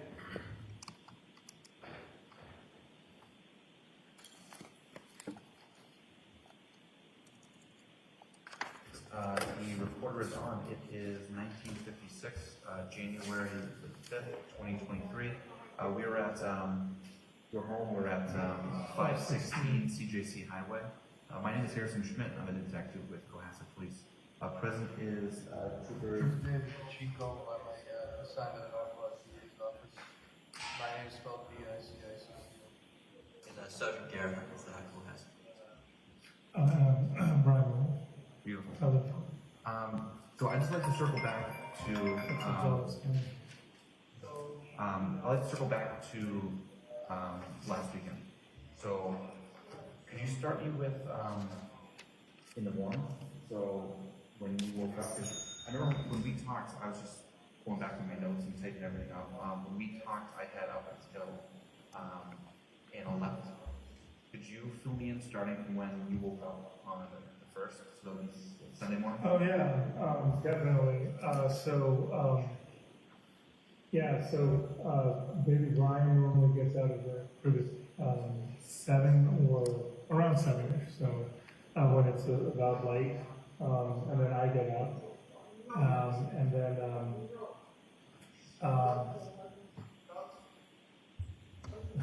sorry. No.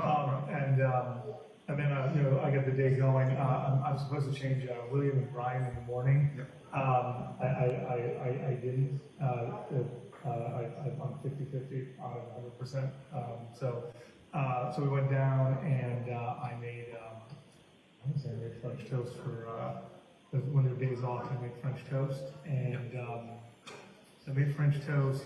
I was expecting to see my mother and later. So the kids and I played with all the new gifts and things that we had at the house. And then Robin showed up at 2. And then I had to go out to get put low on orange juice and milk and things like that. So I went to Shaw's, and then I went to then I got off a good bit late to go see my mother, and then we went to Whole Foods and CVS, and then I came back, and that was pretty much the whole day. Okay. Before that, I listened to the your interview with Ted Schmidt, and you said that, I think you said at the beginning that Brian had woken you at about 6 when she was leaving. She kisses me goodbye normally. Yeah. So you did wake up and you did. I knew, yeah. I mean, I didn't get out of bed or anything. She just said bye, and I went back to sleep. Okay, no other conversation. That's pretty much what I had to go. We've gotten into a routine. I used to get up with her, and then I would be too grown up for the kids. So. Okay, and then but your son also saw Anna before you left. Yeah. When I came down, I said, "Sorry, Mom, I had to go early," and he said, "I know I said goodbye." So this is like you got about 7:30 years old. Yeah, I came down at 7. He was on the couch playing with his iPad. Okay. Sorry to interrupt. No, it's- To clear that because it wasn't kind of completely. No, I understand. Nothing's clear anymore. Can you tell me what she was wearing? Like when she left, if you remember? I'm sorry. I really. She never dressed on her underwear. I guess the stuff is down here. Sometimes she keeps it in her arm. Sometimes, because she's getting herself ready in her underwear normally. So, but I know she always got a black dress normally or something on. That's her standby, or she has one of her flowery dresses, but I don't know what she was wearing that day. I do know that she wore, she had to have worn her short black coat, because I was listening, she wore her hunters, which is odd. Normally she wears fancier shoes to leave. And what color are the boots again? They're blue-gray or something like that. And the pocketbooks, stuff like that? Yeah, she had a Louis Vuitton bag, Yeah. and then she had her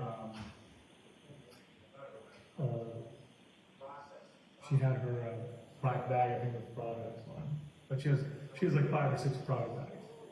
You're confident that she took that with her, like that hasn't turned up in the house here? The only thing that turned up was when you were here last night, her Tiffany sunglasses. Sunglasses. Yeah, she did not take that. And were you able to track down where she left those, or where Where she left her it sunglasses? was Thomas that found them, right? No, William? Brian had got it. Brian was playing with them. Maybe Thomas found them. I think they were right there, because they go in there and start like taking stuff. So. Okay. Okay. Sorry if I sidetracked there. Has anything like this ever happened before? No, this is not a normal thing at all, and the reason why I didn't call sooner. One was that when she leaves, if she was coming here and she was 5 minutes late, I would freak out. And the week before, she was late for Christmas because she, as I said, she worked late for December 24th. Yeah. So I was like, "Are you coming? You're missing." I emailed her and I called people, and she's like, "Hey, I missed the flight. It was canceled. I'm driving up." So I didn't have the phone, and she wasn't coming, so I held off. And then I should have called work on Tuesday, not Wednesday. I don't know. Go ahead. Sorry. So going back to Sunday, you didn't have your phone for the duration of Sunday, is that correct? I didn't have. I have the phone was with. I think William's bed the whole time. Okay. Because Thomas found it.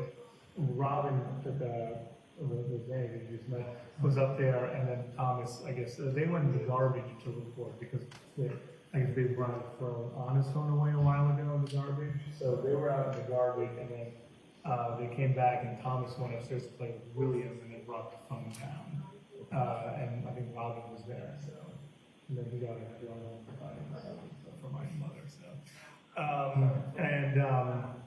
and that's when I called. When I got my phone back, called me. And that's when things I got. Normally now you can call. It's been a while. You've had some rest. I don't know what's going on. Right. So I didn't. She didn't give me the exact what was going on with the emergency. Normally she updates me. She's had several emergencies with the FBI storm crossing at one point. That was her building. Huge leaks in Mazda or TJ Maxx. Was going to leave, and then there was disgruntled resident that she was dealing. So anytime she had one of these big, she debriefs me on it pretty quick. Yep. Okay. So then, when was it that you got your phone back? I called on at like 2:30 or 3:30 on Monday. Monday. So it was a Monday. You said about 2:30 to 3:30? So yeah, I think it was 2:33 because at the moment I got it, I called. 2:33. Yeah.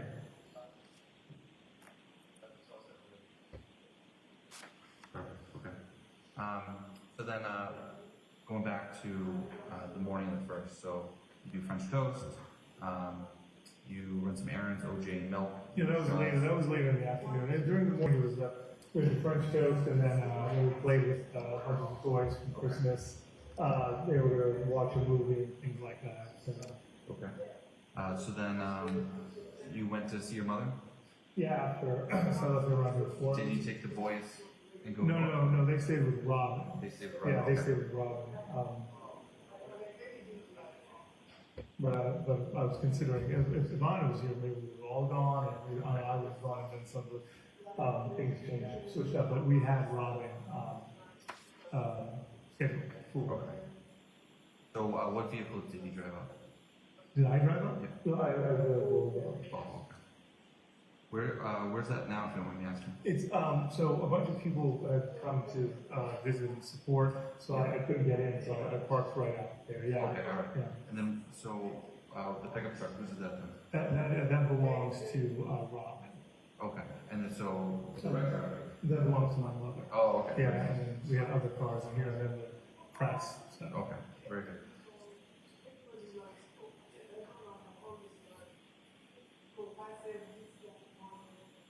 So how long were you visiting with your mom? A few hours. And what is she? It's the Swampscott. Yeah. Yeah. Excuse me, address. 330 Paradise Road.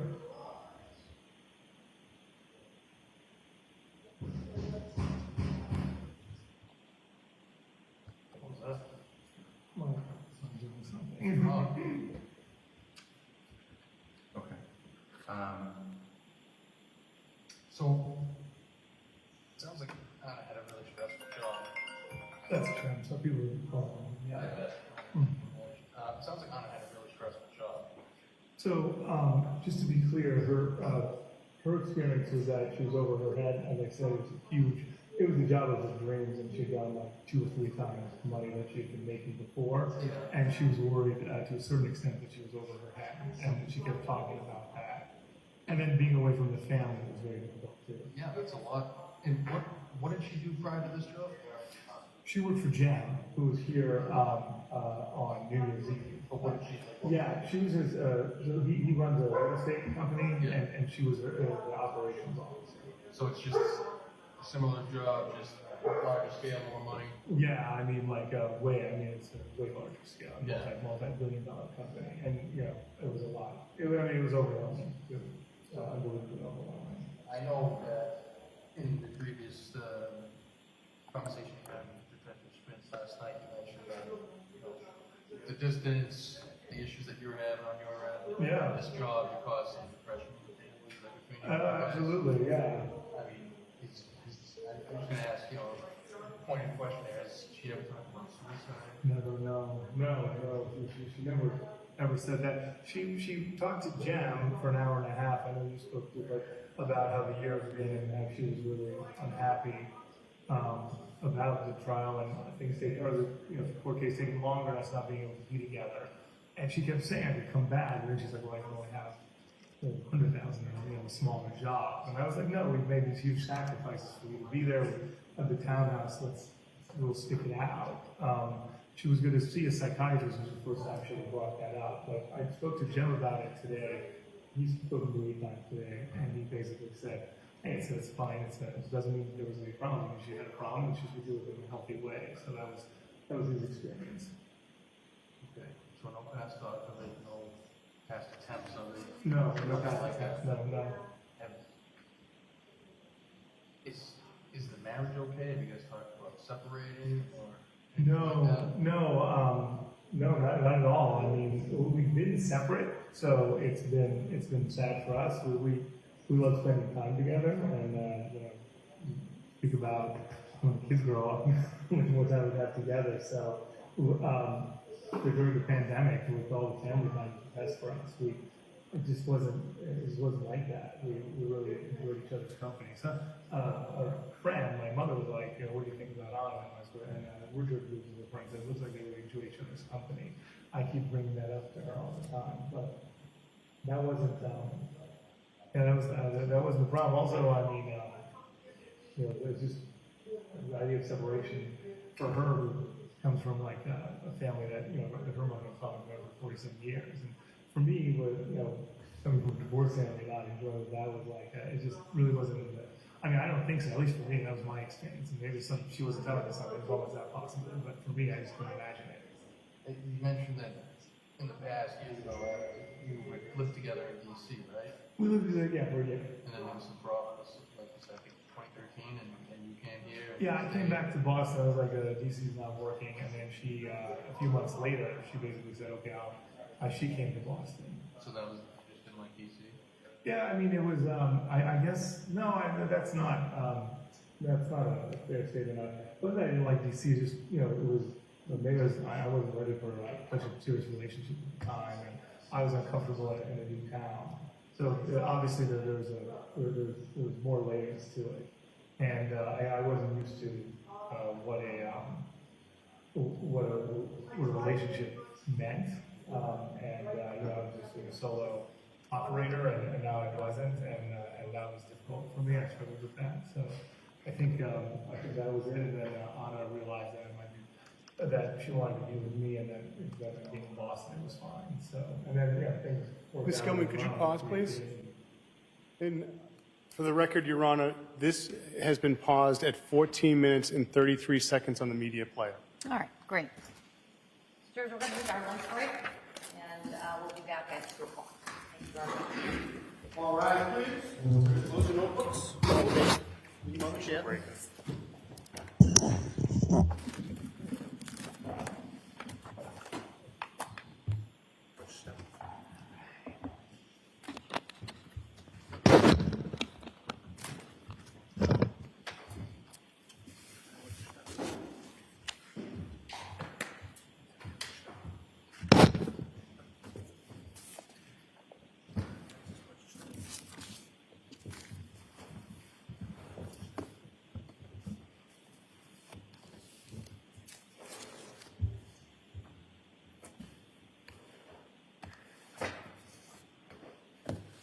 You may step in, sir.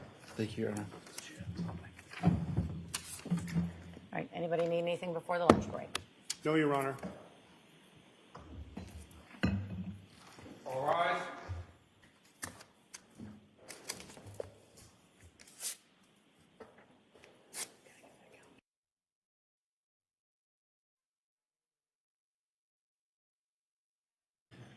Please be seated. Close the session.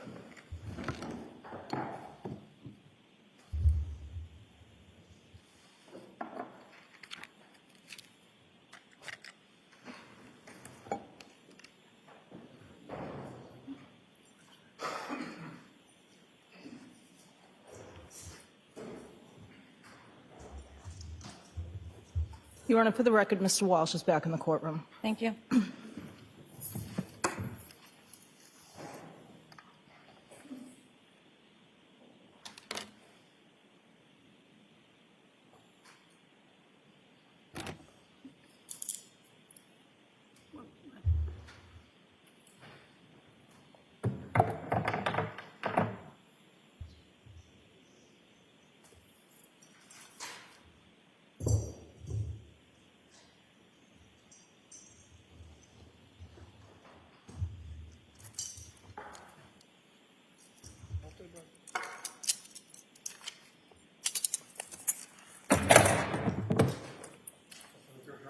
Yes, thank you.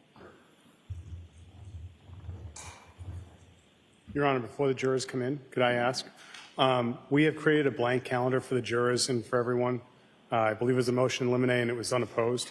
Could I mark one for ID and then pass them out, have the court officers pass them out to the jurors? I'm fine with that. Any objection to that? No, you don't. All right. 16, I believe. And I'm giving one to the clerk. Oh, well, actually, I thought I should go to the reporter first. Skip it. It's not H. Thank you. H for ID.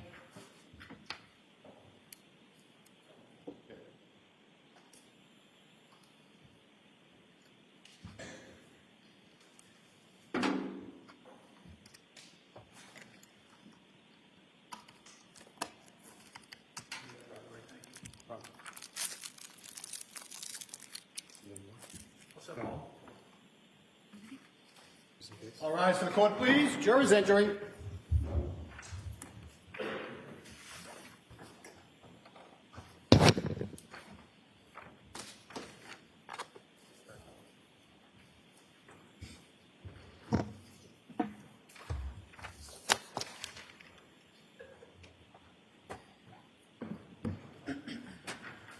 Remain standing, please.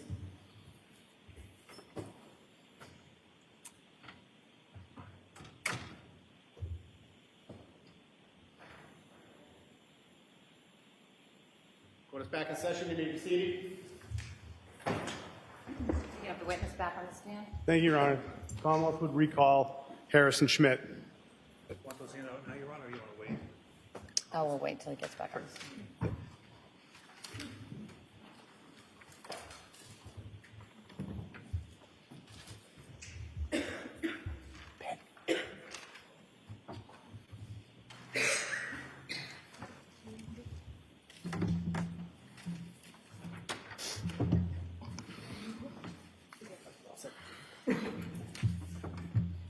Your Honor, may we continue with Exhibit 54? I believe we left off at 14 minutes and 33 seconds on the media player. You may. Thank you, Your Honor.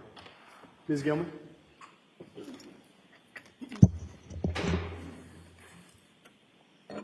And I was happy to live anywhere with her at that point, but that was, I mean, we grew up with And I don't ask this to upset you, but is there any extramarital with you or? No, not at all. Certainly not with me. And not that I have any information on it. Like everyone who called me said maybe like how to work all this. The same story that I had is the same story Alyssa and Adela and Will Faster gave me, is that she works all the time and she flies home to see you guys, and she comes back and she's constantly working. And, she said that she would like eat in bed and pass out a lot. So that was everyone else's experience. So yeah, I would be surprised of that. When we were younger, we were seeing when we were first dating, we were seeing other people. but that was, 12 years ago, more.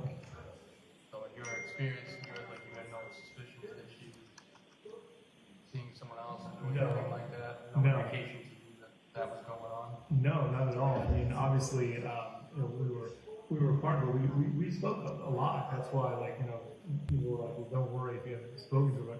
But we spoke all the time. We speak in the morning and in the evening. So, and everyone, she had her rings, talk about her husband and her kids. I mean, that just seems weird that you have an affair. She had close friends here. I know she spent a lot of time in D.C. and when she came here, she was likely with you, with family most of the time. Yeah. Did she have someone that she would spend time with here, like a girlfriend or? Yes. So there's Rima, a very good friend of hers. Ferreira. She is the head of HR for the Park Plaza Hotel. How do you spell Ryan? I know how to spell the first name, not the last name. Rayma. Rayma. So it's Rayma. And then Ferrer, which I'm not as familiar with. Take a guess. Ferre, Ferrer. All right. And you said head of Park Plaza? Yes.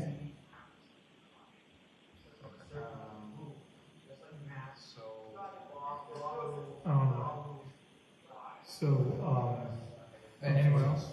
Yeah, so Rima was, so when she was here, she spent most of her time with us. Trying to think who else were people that she would lead. Rima was the biggest. Jam, obviously.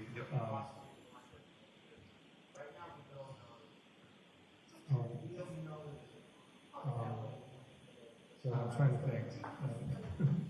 Sorry, I'm getting distracted. Yeah. I'm not distracted. But Rima, Jam. Who else did she hang out with? Well, Peter Curry was here. Peter came by? Yeah, Peter came. He didn't. I was like, I'm fine. He showed up anyways. It was like he needs support. So that's Alice's brother. He lives in Marshfield, so we're pretty close with them.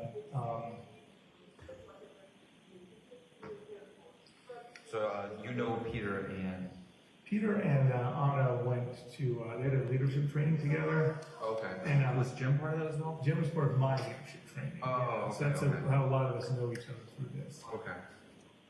So Peter Kirby and leadership training. Yeah, and she was what we call her group was B2 and my group was B3. We raised over $200,000 from the pandemic for those people. Really? Yeah. Oh wow, that's awesome. That's part of the leadership training is the community service projects. Okay. Something Jim and I continue to do about. So. Nice.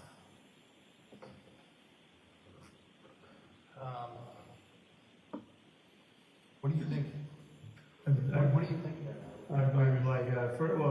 First it's been like I feel like it's a bad dream. I'm having to wake up, and it's gonna be all over. I'm having kind of a hard time sleeping or thinking, and then the fact that my mother has an investigative team in D.C. who's now they don't believe she went back to D.C. and Jan and Della are like, well, where else did she go to? I was like, I mean, I have no idea. I mean, like if you said she went to New York or Mars, anyone could be possible because I have no idea where else she would go. And I talked to Candace today, who's a friend of ours, and I said she's not someone that would ever go haywire like that. That she would just like go and not say anything to anyone or take a large sum of money from one of the accounts and just leave. She wouldn't leave us or her kids. I mean, it's not possible. What do you guys do for banking? I know she's got the JetBlue card. Yeah, so I everything's in her name the way I set it up.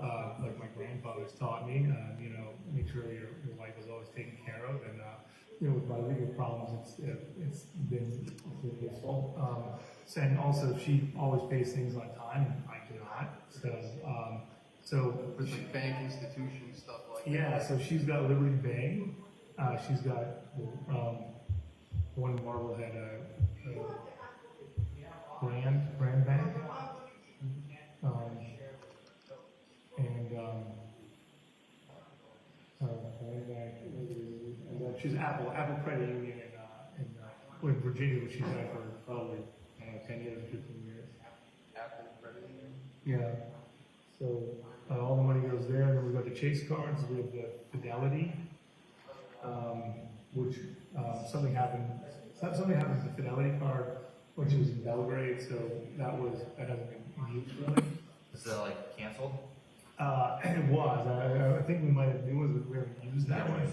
And then the JetBlue, which is the only one that I don't view. I don't view the bank accounts. I don't deal with those. But I used to view all the investment accounts and all of the view of.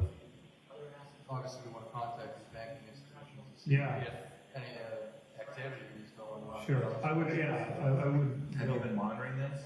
I'm monitoring the Chase. The Fidelity, nothing's been going on, but the Chase, I used the Freedom card, and the last time she used the Freedom card in Belgrade, it doesn't have foreign transaction fees, so I was like, so I called her to don't use the card there. So then she switched to the other Chase, and then she got the JetBlue because she's like, hey, I want these 80,000 points. So that was the last sort of credit card conversation we had 6 weeks ago or something. 4 weeks ago. Okay. When's the last time you checked the activity on these card accounts? I had to check today because the Freedom we use for a company I work with, Fresh Bowls, which is a sports card or memorabilia company. So they buy from their whatever the vendor. We put it on the credit card, and then they pay us back. So that's one of the. So I'm always checking that card. Okay. Any suspicious activity on that? No. Any transactions you don't recognize? There's nothing I don't recognize. No. Okay. As far as travel, has Anna done any like domestic travel in the United States in the past year or two? Like anywhere? It's been DCA to Boston, and then I forget if she went to Chicago or New York. She went to Chicago to meet some of the head brass at Titian's Fire. Then she went to Belgrade, and that was it. No, she was complaining that travel was a problem, so we were looking to do something at some point. So Chicago for work? Yeah. What was the destination that you really wanted to go to? Oh, Japan. She kept saying, "Why don't we take her to Japan?" I said, "Yeah, absolutely." It's on my list too. I had done a lot of business there years ago. I said, "It's good." She loves Japanese food, so.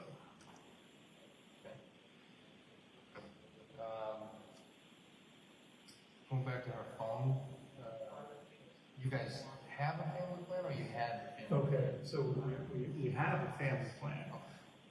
When she got the job at Tishman's Fire, she's like, trying to decide what to do. She's like, well, she wanted to take her phone over, so she ported it over, and then she left the family plan that we had.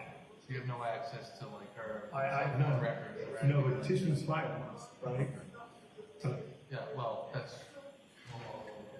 you're not, I thought you had the phone number. We've been talking with them, but they're a big company, so getting information from the bigger Oh, companies. really? So, yeah. Oh, I thought they were just handed right over.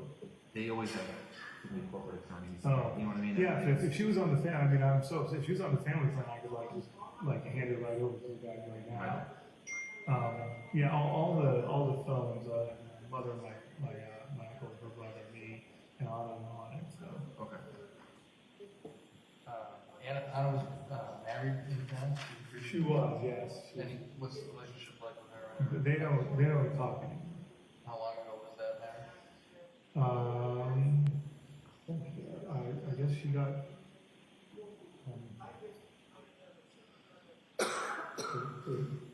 She must have gotten divorced in 2012. And it was only like the last 3 years or so. So they don't have, to your knowledge, or? I keep asking, because, we were talking to Mark, like, he won't talk to me. They were talking a little bit, but once we started having kids, that was it. What do you mean? I'm sorry, you said you keep asking what? I said, if you want to talk to Mark, it's been a long time, we had a good relationship. I mean, it wasn't a bad person, just didn't bring everything down, so. But she said that every time she's reached out to him, he hasn't gotten back in touch with her. But he lives in D.C. or something. That's where they met. What's his name? Mark Knipp. Mark Knipp? Yeah, it's spelled Knipp, Knipp. One of the Chase cards is under her that Mary's name. Okay. We don't use that one. That's the first one she got with him. But that she never changed her name from. So it's on the on the card. But it's still an active credit It's an active card, but we haven't used it. And there's $229 credit on it. It hasn't been. No one's used it for the last 6 or 7 months. So. She normally carry a large amount of cash with her. So we've discussed this occasionally, but I mean, there's been times she only had $50 with her. Like she had $10,000 when she came back from Belgrade. She brought it for a lawyer who's Serbian who lives in. We went there. Lives in what's the? I'm sorry, it's quite a while near Boston, Winthrop. So it was in Winthrop, so we took it over. So that would be a lot of money for her, but she has had it, $2,000 to $5,000 at times. But her personal use? Or? No, she just like cared if we had cash from Fresh Bowls, or if there was some money I could give to her. But then she would forget, so that there were times when she'd be carrying a lot of cash. But I don't know if she had a lot of cash on her this time, though. I don't go through the moment, so. But there are times where I said to me, why don't you only have $50?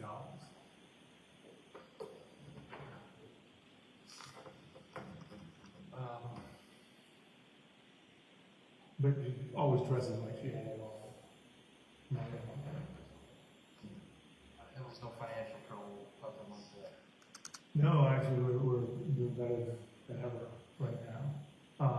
We're facing restitution charges, but the new job and where the real estate has worked out, we're really in good shape. Did you guys have any arguments or anything on New Year's Eve? No. New Year's Day before she left? No, I wasn't enough time on New Year's Day to have an argument, but New Year's Eve, everything was fine. We were excited. What she wrote. Peter saw what she wrote for it was very positive, and Jen was here, and it was exciting. Like 2022 was a hard year, but 2023 is going to be the best ever. And she was and he's just not. Yeah, no, they are at all. You guys have you had arguments, major arguments in the past, anything like that?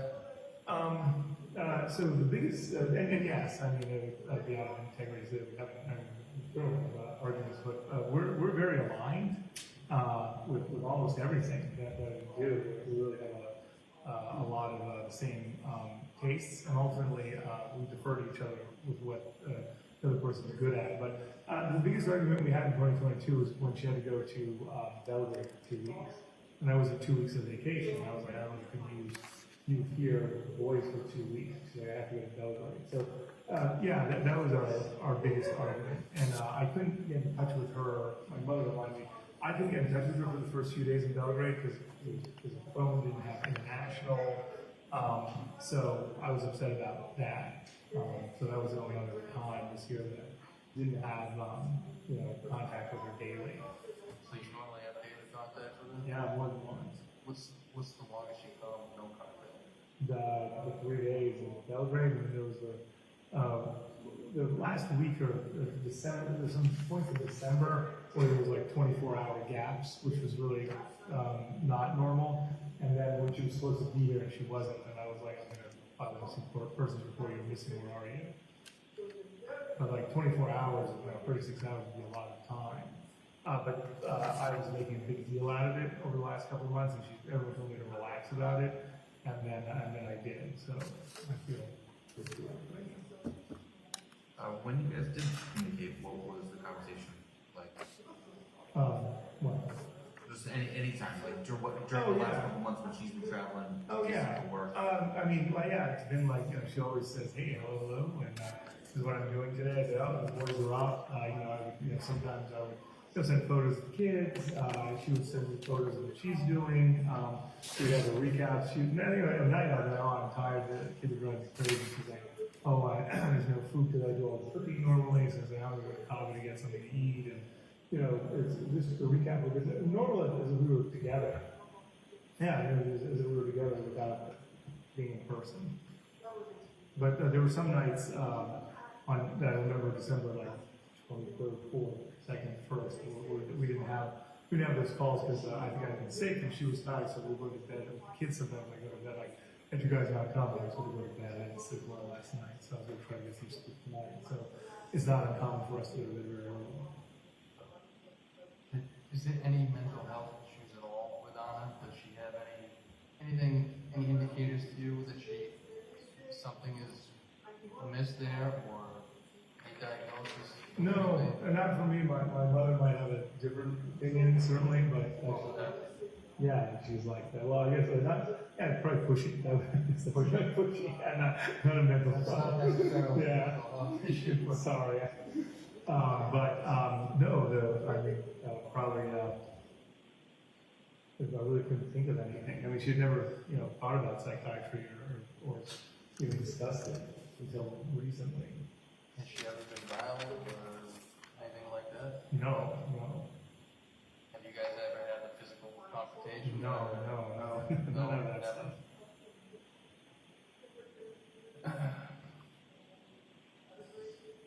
It's for us coming in here.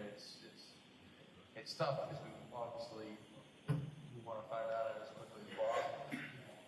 We don't know her, and there's many common reasons why people go missing. I'm trying to get the answers to those questions. Well, please feel free to ask any questions that you have. Don't worry about moving. I understand that you're here to find out and you're working for her.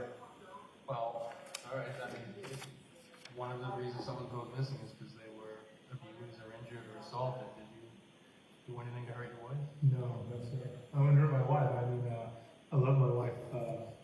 All we want is to have her back. This family doesn't work without her. I mean, we can't function without her. You guys never had a physical fight, nothing like that before? No, not at all. I mean, so there's no mental health, there's no financial problems, there's no extramarital affairs, there's no physical abuse. The only stress I'm hearing right now is the work. Being separated. Separation, Yeah. depression from the combination of those two. Yeah. Also, her mother being ill, she had a major neurological event last year, and that's why she had to go to Belgrade. So we got pressure from that. My mother has had some health problems. So, and then the kids, it all adds up. I mean, I want you to know. Up until, I'm looking at it now, it's nothing compared to this, but it seemed like a lot a week ago. Being apart, the mother's not doing well, the legal problems, the kids growing and you're worried about them. All of those things seemed like a lot. To you or to her? I think we discussed them both, like I was like overwhelmed by the three children and she was missing. It was a really bad situation. We discussed splitting them up, like Tom would go with her, and then he wants to split up. So why did they all the kids? And I was like, how is that going to be for your job? I mean, we did not have a good solution. I mean, it up until, it felt untenable until right now. I go back to that moment, and it would be very easy for me to work out because I still have my partner would be here right now to work it out.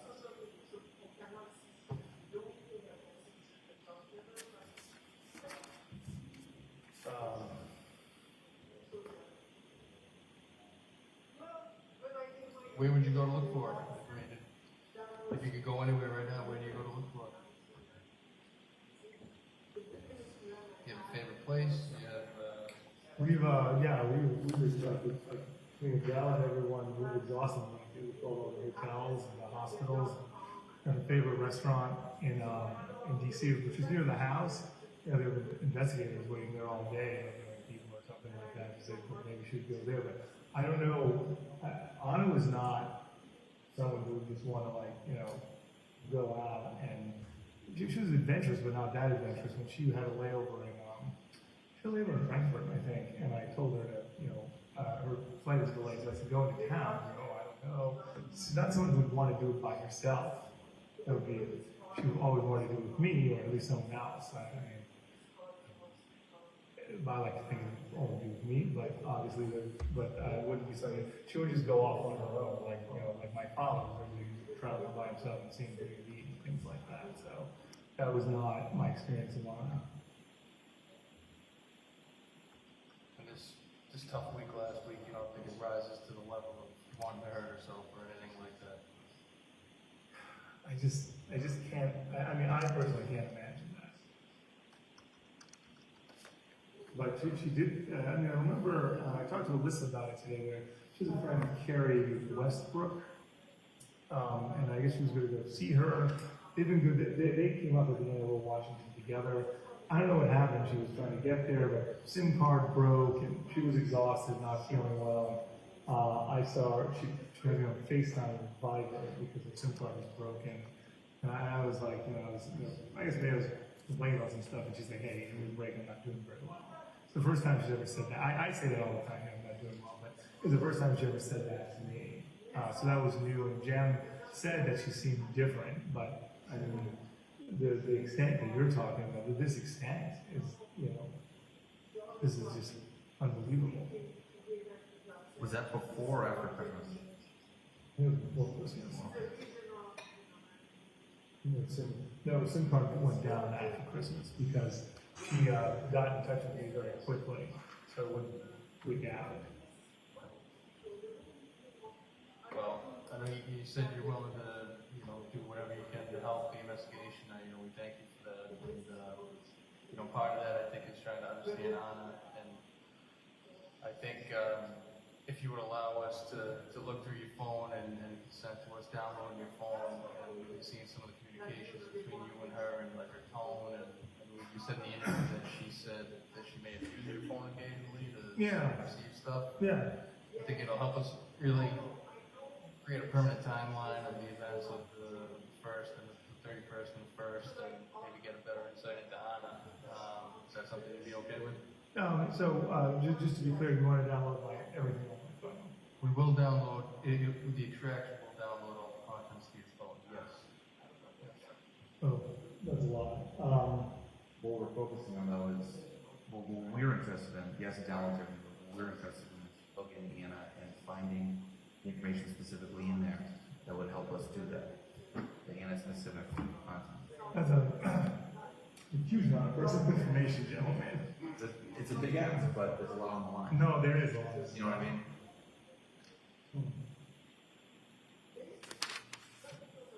What's your concern? I don't know. Are there other legal issues?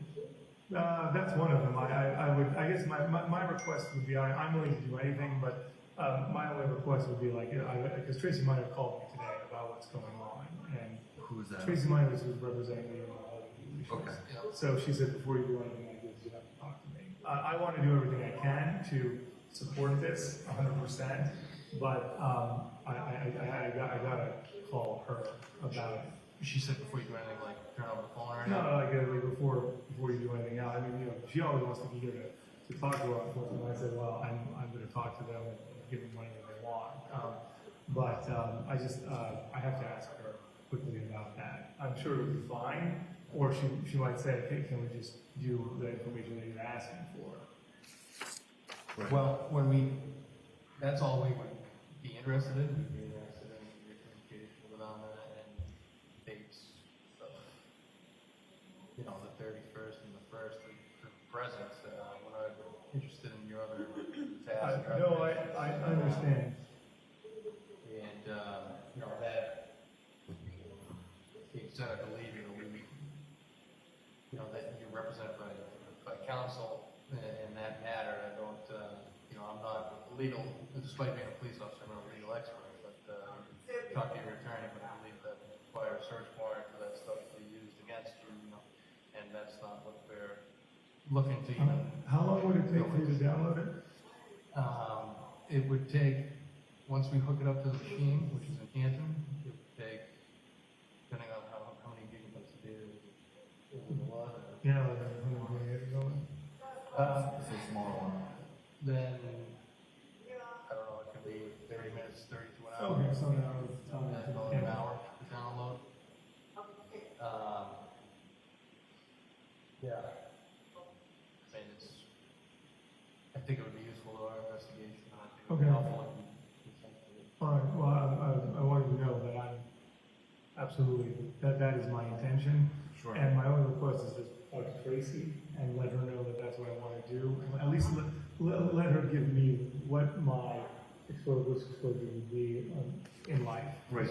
Just so you're aware, any peace of mind, we don't have a crime, we're not investigating a crime. This is a missing person. No, I understand. We're here at a community caretaking function. No, Just so we're abundantly clear. I'm fully aware of that, and no, I appreciate it, and I want you to know I'm not going to. I'll be very quick with it. And if Tracy and I can talk in the morning, then what would be the process? I would just give you the phone, or I would come to Canton, or I mean to be away from. I do a lot of work on the phone as well. It's the. Well, we can come get it, and if we get it, we should do it here. Yeah. Oh, really? We have a portable device. Okay. Bring it here and do a download. The guy who works in my office that does it efficiently. I can send him over.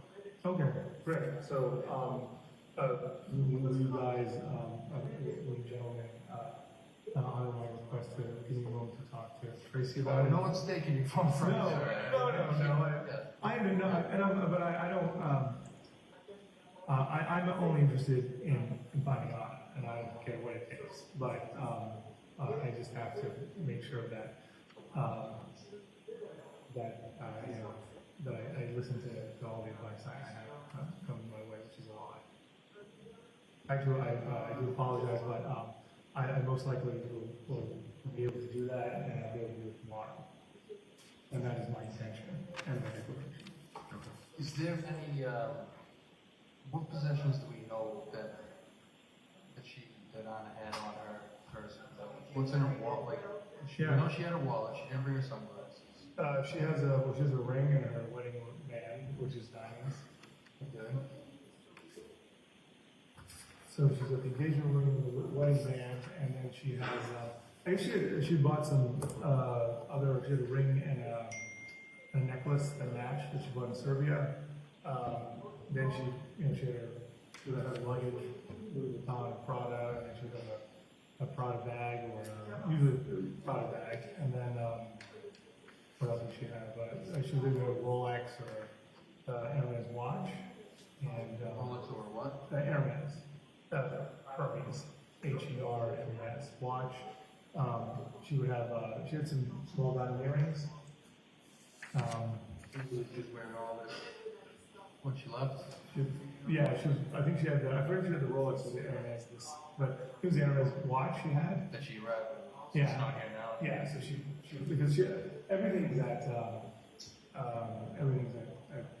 Washington D.C. All her. What's in All Washington? of our stuff is in Washington D.C. There's like 2% of the stuff. But this stuff here came with her. Yeah, all this came with it. It's just a short black jacket, is that right? Yeah.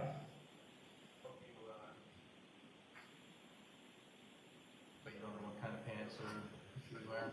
I'm not sure. And the 100 boots was weird. Normally she wears like leather boots, like Prada boots or something she wears. So that was I heard about I guess the leather was a bit there.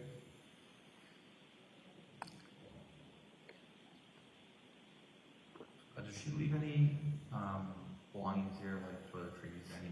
Yeah, she's got a couple things in the up in the bathroom that's mixed with all of our stuff, and then she has her pajamas and there's underwear and different clothing. She's got a drawer over in the room I took you upstairs, and there was Brian's room. Yep. Yeah, one of the drawers there. She's got all of her clothing. Okay. But so she has enough clothing to last for a day or two, and then she has and then she brings some stuff. So.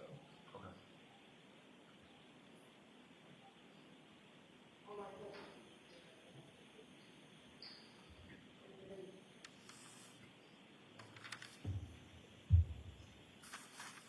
Have you had Conversations with Thomas about what exactly you saw that morning?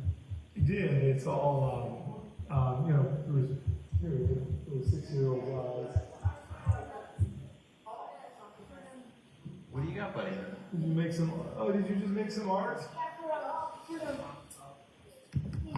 Oh, that's so nice. What do we have? We are. You want to explain it? Mine has been out to Is it okay with you? Oh, yeah. Show us this. I asked Thomas some questions. Yeah, absolutely. Oh, well, no, it's not I bad. like this.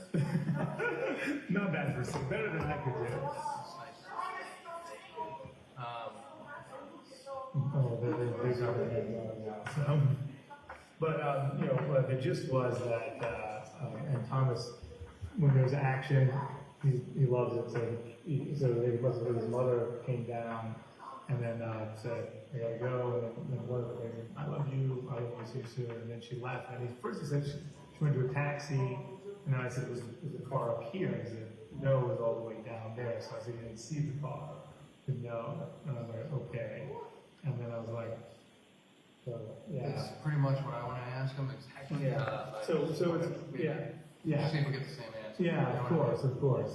So, You saw a vehicle that she got into that was obviously super helpful. You know, doesn't sound like he did, but we'll ask him again. yeah, and he kept saying it was a taxi, and I was like, But there's no I know way. you mentioned. Well, I can't remember. Did she normally take Uber or Lyft?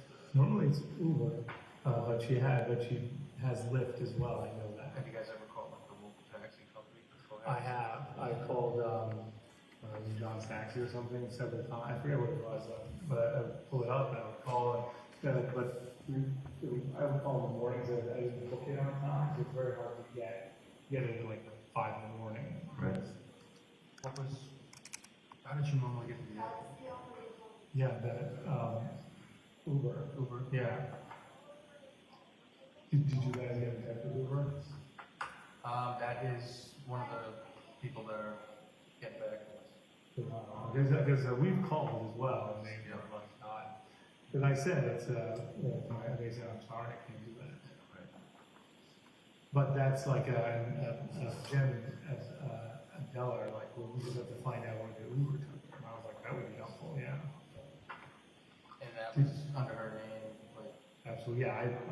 not a business account or anything like No, that. all of the apps and stuff are under her Right, name. it would be under like her. Oh, Tissue Spire? Or Nip. oh no, I don't think so. Nothing like that. No, the last thing Nick was that credit card. It's a pain to change names over in all your accounts, so sometimes you just leave it alone, you know? Yeah, well, when we met, she did the church in Nick, and then when we got married, she did the church in Nick and Walsh. But I don't think there's anything left. I know the church for maybe in Belgrade there is. Actually, she does have a Serbian passport. Okay. She's Serbian. She does, yeah. She had US also? Yes, yes.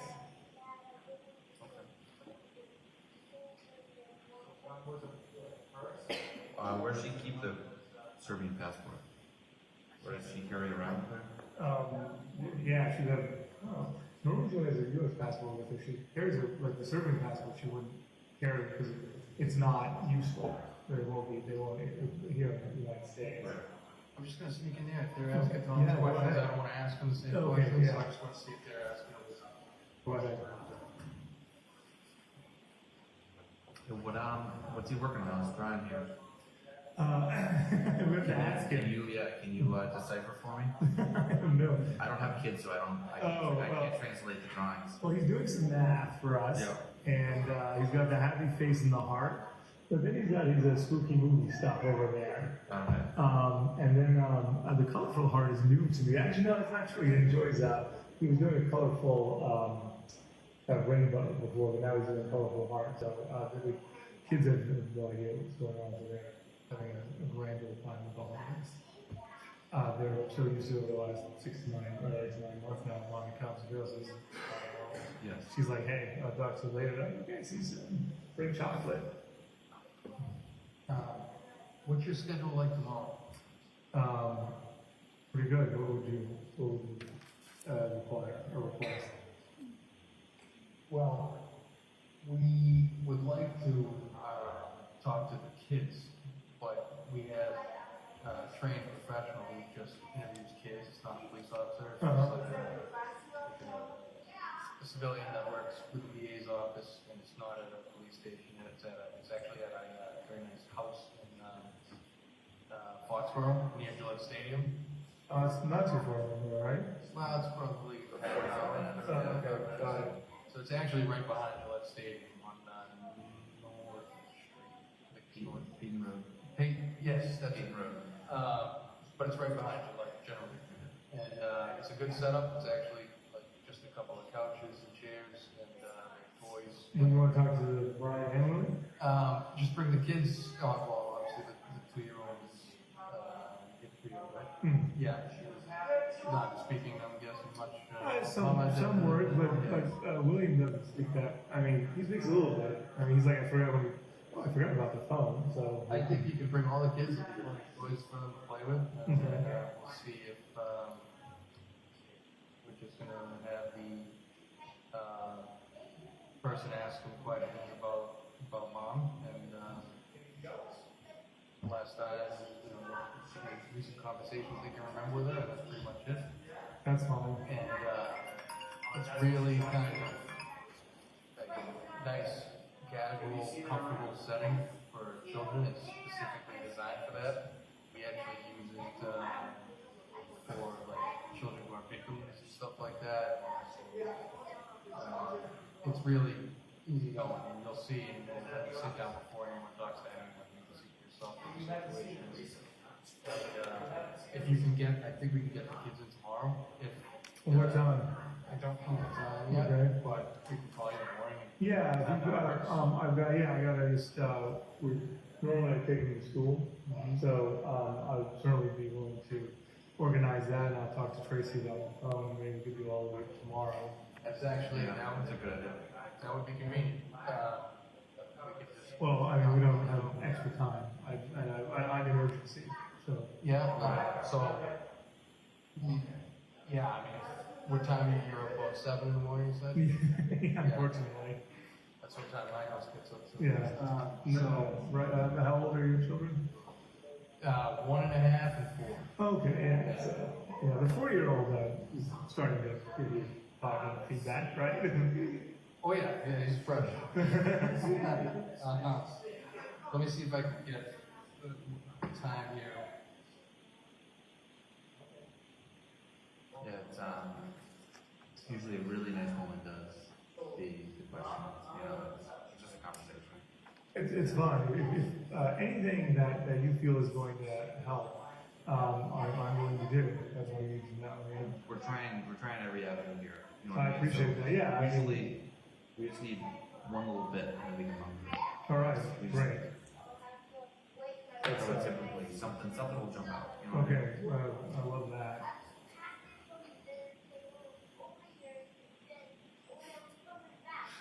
Tom's gonna have the time of his life. You want to have a problem talking. Yeah. I can tell. I guess there's no one scheduled to be in there tomorrow as far as like children being interviewed, so it's probably wide open. Okay. Just gotta see what time the counselor is available to be there. I'm guessing I'm probably pretty flexible, but like you said, rather get it done. Time is of the essence. Well, I mean, waiting things done. till Monday makes no sense at this point. We have no time. No, it doesn't. Yeah. So we can talk in the morning and confirm. I'll try to get you like a tentative time. Well, we can just plan on it. Like, we can tentatively would like 10 o'clock work. So I have to leave here at 9 or something, right? You'd have plenty of time if you looked at that. Okay. Plenty of time. Oh, hi, William. Oh, yeah. Want to say hello? Hey, buddy. Say hello? Yeah. Your iPad? Yeah, I'm going to help you find it, okay? Okay. That made a terrible mistake of giving them iPads at a young age, and now that's ruined everyone's life. Remember when they didn't have electronics in bed when we were younger?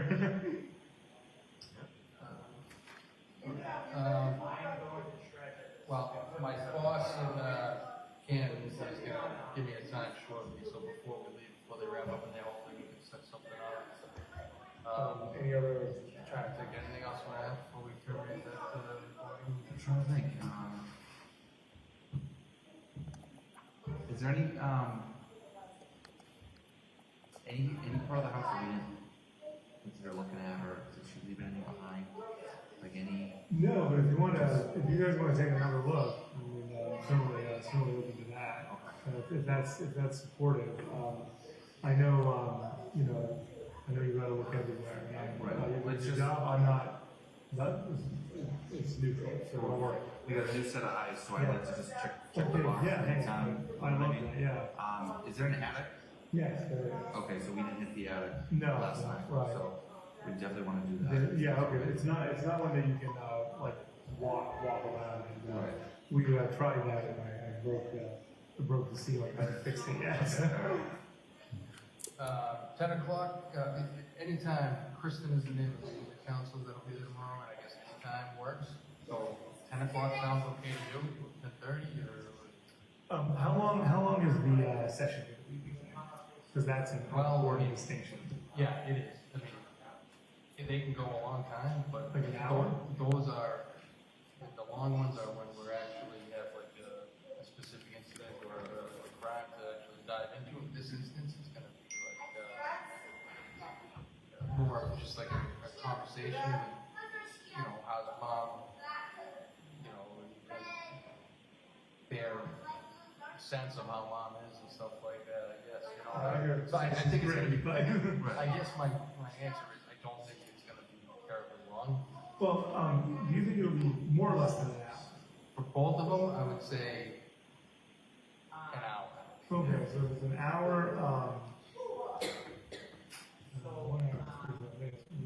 Well, it's too late. Did you have to get back or something? I'm just trying to figure out the timing. I think 10 would probably work out just fine. So. Okay, so let's plan on 10 o'clock. I'll get you the address before we leave. And we'll plan on that. We'll confirm 10 o'clock in the morning. Okay. Yeah. All right, so you don't mind if we just take No. I pay them for it. Yeah. Sure, no problem. Yeah, do you want me to, I'll knock this out. Yeah. All right, it is 20:53, Thursday, January 5, 2023, showing off report. Sergeant, I'd like to ask some questions about January 5. After that, well, actually, there's people talking in the other room. Who are they? The people talking on that table? No, there's conversations going on behind you, it sounds like. What's going on there? Detective Lieutenant Lopes and Sergeant Buchanan are interviewing the defendant's mother, Diana Walsh. And after the interview, did you have the opportunity to walk around the residence again? Yes. What did you see in the attic? I went in the attic. The attic's unfinished. There's insulation and exposed floor joists. But nothing else in there? Correct. Did you go back down the basement? Yes. What did you see in the basement? If you go down the steps, to the right is utilities. If you go left, there's like a refrigerator. There's some storage boxes, some trash bags, some cleaning equipment. Did you do anything with the trash bags? I kind of manipulated the bag from the outside. And what did you notice? I felt like there was a carpet sample or a piece of a rug inside of one. Did you open the bags? I did not. Did you have the opportunity to go outside again? Yes. What did you do outside? We checked the shed, the backyard, walked around the property again. And did you do anything with the pool? We shined our flashlights into the pool again, but it was looked at with the floodlights the night prior. Now, what about vehicles that night? Did you look at any vehicles? We looked at the Volvo again. And what did you do to look at the Volvo? We went through it more thoroughly. And did anyone give you permission? Yes. Who? The defendant. And what did you find in the Volvo? In the Volvo was a receipt and a cell phone. And did you ask the defendant about the cell phone? Yes. And what did he say about the cell phone? It was the eldest son's cell phone. And the receipt, where was the receipt from? Lowe's. Was there a date on it? January 4th. And do you know which Lowe's? Weymouth Lowe's.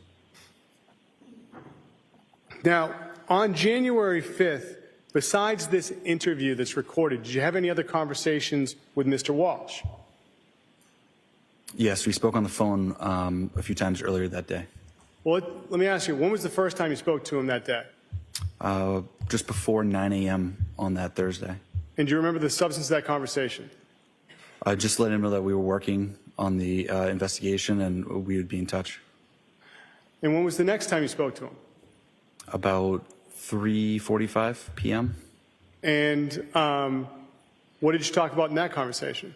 I had called him and left a message. He had called right back, and he asked about media and a PR person, and I had asked about if Anna carried large sums of cash on her, and he said sometimes yes, sometimes no.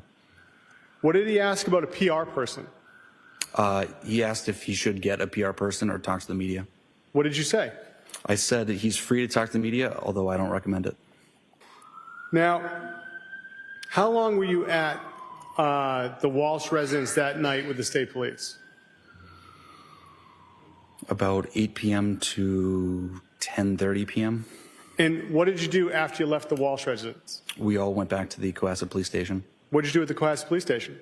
We began digging into the financial institutions, but given the hour, they were closed and it was tough to get a hold of any record keepers. So I take it now we're getting into January 6th. Yes. What did you do on January 6th as far as this investigation? A large-scale search ensued. We brought in command posts and we established a staging area. Who brought in command posts? The Metro-Elect command post was present and the Mass State Police command post. Where were they set up? Behind Stop and Shop at 400 Chief Justice Cushing Highway. And how was the large-scale search done of the area?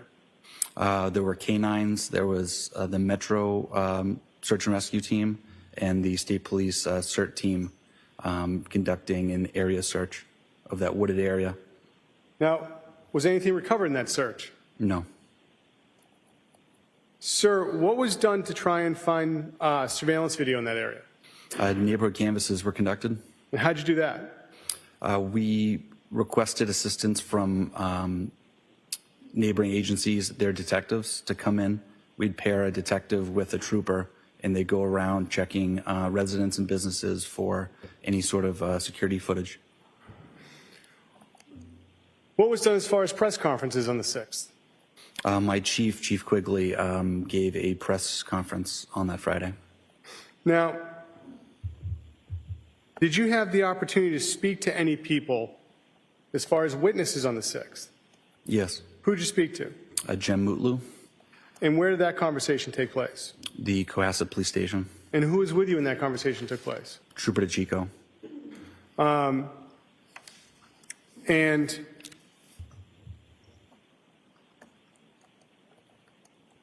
that day on the 6th, what was done as far as obtaining any digital devices from the defendant? We collected on consent some digital devices. And who went there to get those, if you know? Lieutenant Fanning, From what department? Mass State Police. And now, sir, when is it the next time you had the opportunity to speak to Mr. Walsh after the interview on the 5th? I spoke to him on the phone Friday. The 6th? Yes. And after that conversation, did you ever speak to him again? Saturday. Saturday. And where did that conversation take place? At the same dining room table in his home. And who was present for that conversation? Myself, Trooper DeChico, Trooper Proctor, Attorney Minor, and the defendant. And about what time did that conversation begin on the 6th? About 2 p.m. Was anything returned to him on the 6th? The digital devices that we had on consent. And were you present for that? Yes. Now, have you had the opportunity to review the statement from January 7th? Yes, And does it fairly and accurately reflect the defendant's statements? it does. Your Honor, the Commonwealth would seek to have marked as Exhibit 55 the next drive that has the interview from January 7th.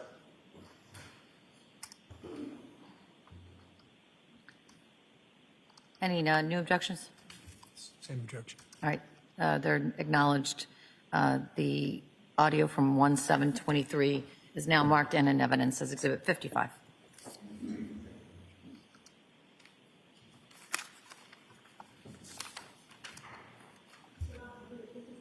Thank you.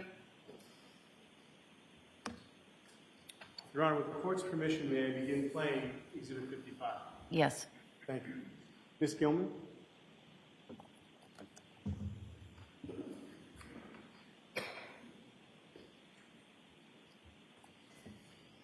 The reporter is on. It is 13:52 on 2023. My name is Harrison Schmidt. I'm a detective with Cohasset Police. Present is Dave DeChico, I'm a DICICCO trooper with the North Dollar Sign Community. Right. She usually uses that for accounts that we were, like, that she wanted to get me on. So, like, the credit cards. So, maybe the bank accounts, I don't really ever look at the bank accounts, but Netflix and things like that. Back to any other methods of communication well, Facebook, for example, do you have access to that? I don't think I have access to that. Whatever she put in my phone is what I had. But Facebook, Instagram were the ones I knew. Email, text, and phone calls. Venmo. I don't know if that's it. Yeah. Right. So Venmo would be something. With regard to the financials, we had talked about, we gave us a list, I think it was 5 banking institutions that you guys use. If I remember correctly, it was Fidelity, Chase, Apple Credit Union, Marblehead, Liberty Bay. Yeah, Grand Union. Liberty Bay. Liberty Bay is a credit union or something. And they have they have one of their locations right here in Hingham. Or is that the credit unions in Virginia? Is it Liberty Bay or Liberty Bank? Liberty Bay. Yeah. Didn't she recently open an account in D.C.? I think she was using her Apple Credit Union. Okay. Yeah. what about Capital One? No, I had a credit card from Capital One. You wouldn't have access to No, that? definitely. No, not for that one. No.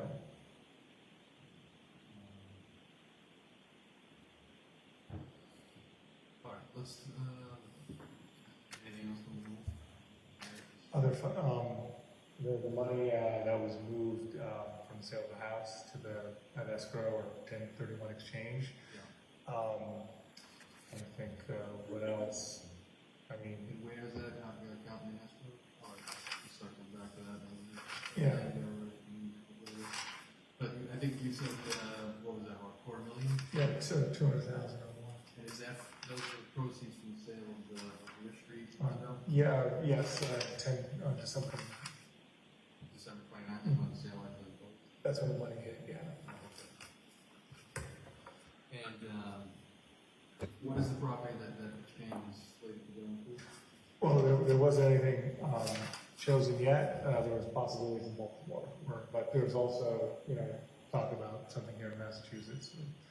But Baltimore, I think, was the main focus. You guys haven't closed the... No, there has been signed no, any on- nothing. And you have a couple other properties in Revere? 2 in Lynn, none in Revere. Excuse me. Yeah, Revere Street, okay. And any other assets? There's what's in Belgrade. There's a condo there and probably a small bank account that her and her mother share. That would be like an account bank delivery. Yeah. Is the condo in Belgrade in her name or is her mom's? It's in mom's name. They also have a piece of property across that her and her sister own. What, which one is that? There's a piece of property across from the condo in Belgrade that her and her sister inherited from her father. And then there's it doesn't sound like she went international, but then there's the country house, which is about 45 minutes out of Belgrade. That's in her mother's name. It was never in her father's name. And these are all, the assets we talked about in the U.S., those are all joint with you, correct?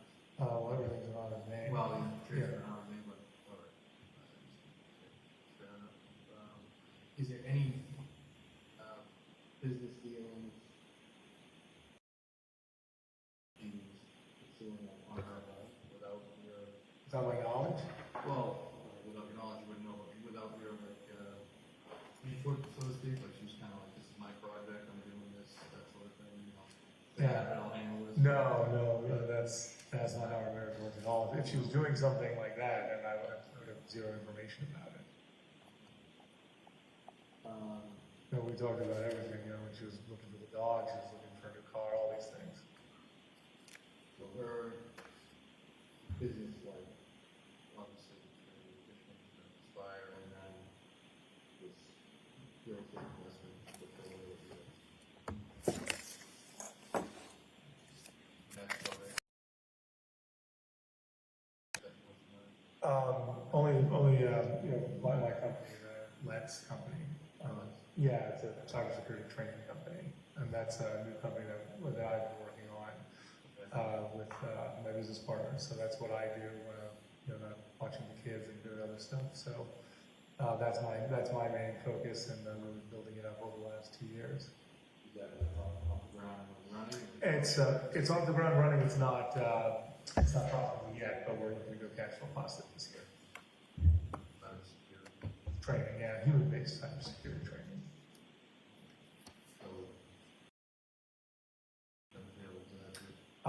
We work with an IA psychologist or workplace psychologist who's my business partner as well, and we come in and train high-functioning teams like yourself in multi-team systems. Right now, you're reaching out to all sorts of different teams, and the ability to work cohesively with another high-functioning team is very important, especially for cybersecurity and for cybersecurity breaks. So, and it's all about incident response.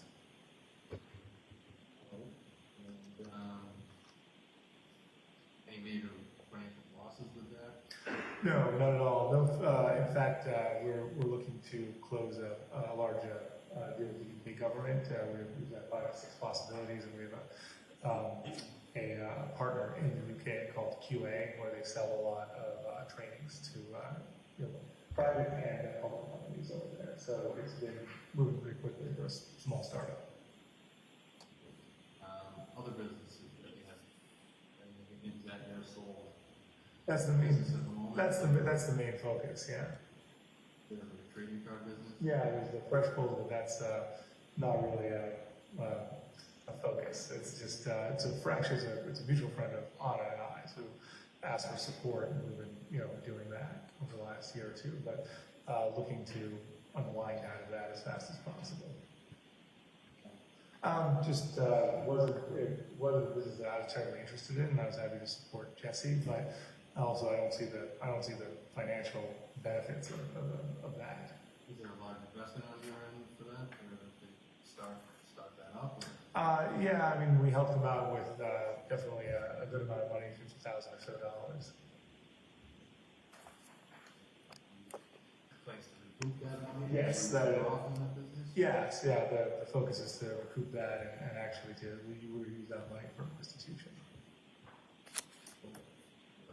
Yes. What was the investment in the cybersecurity? Yeah, I can actually have the exact numbers on that. We've, I guess it would be 90, so it was $80,000 over 2 years. That's on track. We have a government contract now that's going to pay us $40,000 this year, and it's for over 5 years. So things go well, and then we got to close any of the UK deals. But once that happens, we would be cash flow positive. Both my partners and I have not taken any salaries out of those yet, though. So Your partner in the trading card business? he's invested. Dissolving? No. Dissolving? Or No. I'm not partners. No. Yeah, he's looking No, I'm just a, Invested? yeah, it was a support system for him, and we're friends. I saw opportunity during the pandemic. Things have really cooled off in that market, and that's why I'm looking to unwind, and hopefully he'll be able to. He got rid of one of his partners, and now he and someone else are going to run it themselves. When they're bringing on a couple other people, just wasn't for me. He's invested over $100,000 in the business, and he hasn't taken any money or salary for the last 18 months, and he's looking to make another investment in the business possibly. Oh yeah, neither did I. They have some boxes like $10,000. It's kind of insane. So there's a plan for new partners, new investment partners is that how you're gonna recoup your 50? Unclear at this time, excuse me, but he is bringing on someone who's got a huge amount of inventory, which is what they didn't have, and that's going to, off the sales of that, I could recoup my money, definitely. We brought up the restitution. Yes. What is the timetable for that to be resolved? What's going on? We don't have a timetable. They don't get That's why I have been pressing to get as much paid as possible, as soon as possible, but we don't have any deadlines. So is the case of Bernstein? How that works? I would like as much restitution as possible to be paid prior to sentencing. Yeah. At sentencing, whatever money has not yet been paid, he will have a time period to pay it, set by probation. It's usually 3 to 5 years, typical. Okay. But it's always beneficial, everybody, the defendant, to pay off things as quickly as possible. So that's always my goal, but there's no timetable imposed. What's the total dollar amount of restitution that's settled? That's still like ballpark. Ballpark 450,000. Well, we've already paid, close to 200,000, How did we pay that much? 175. That much. It's a little complicated because Brian's mother put up bail money of $75,000 that she has pledged towards restitution. So once he's sentenced, you get that back, but she's not getting it back. It's going towards restitution. And I think you paid. Oh, and 90, so 165. Yeah. And there's definitely 200,000 more.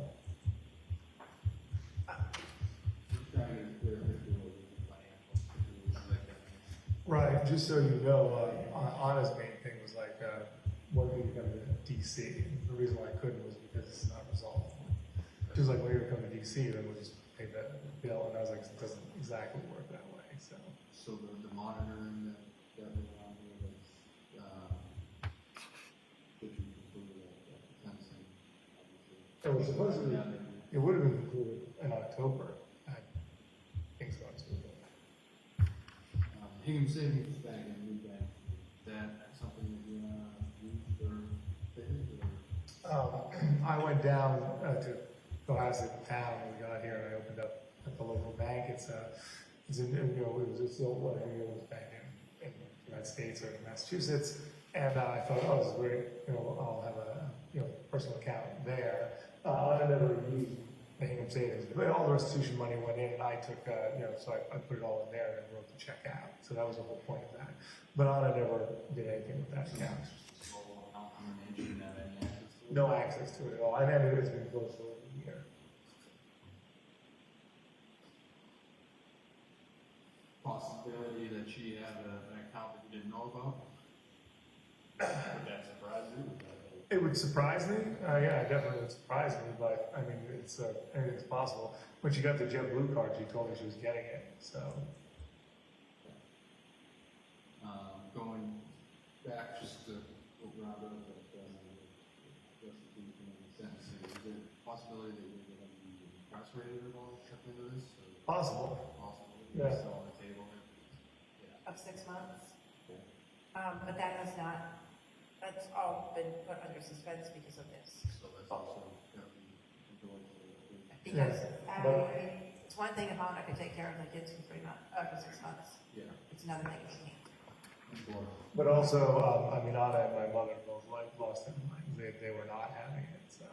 The fact that you made Well, after, for 6 months. after all of this, because we've been apart for so long, she's like, why do we do all of this? Why do we struggle this much? I mean, you know, the cost of this house and running the townhouse and all the traveling and not being together. I remember being very upset when I talked to her about it. Did you guys discuss the plan for the kids if you were to go, say you were to go in for 6 months, like where would the kids go?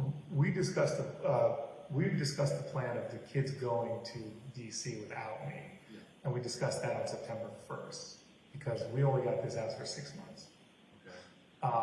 I had said, maybe that's not a good idea. I don't know how long I will be able to see you or the children. And you'll be all by yourself. There will not be a lot of support. But, we decided to do another 6 months here, which ends March 1st.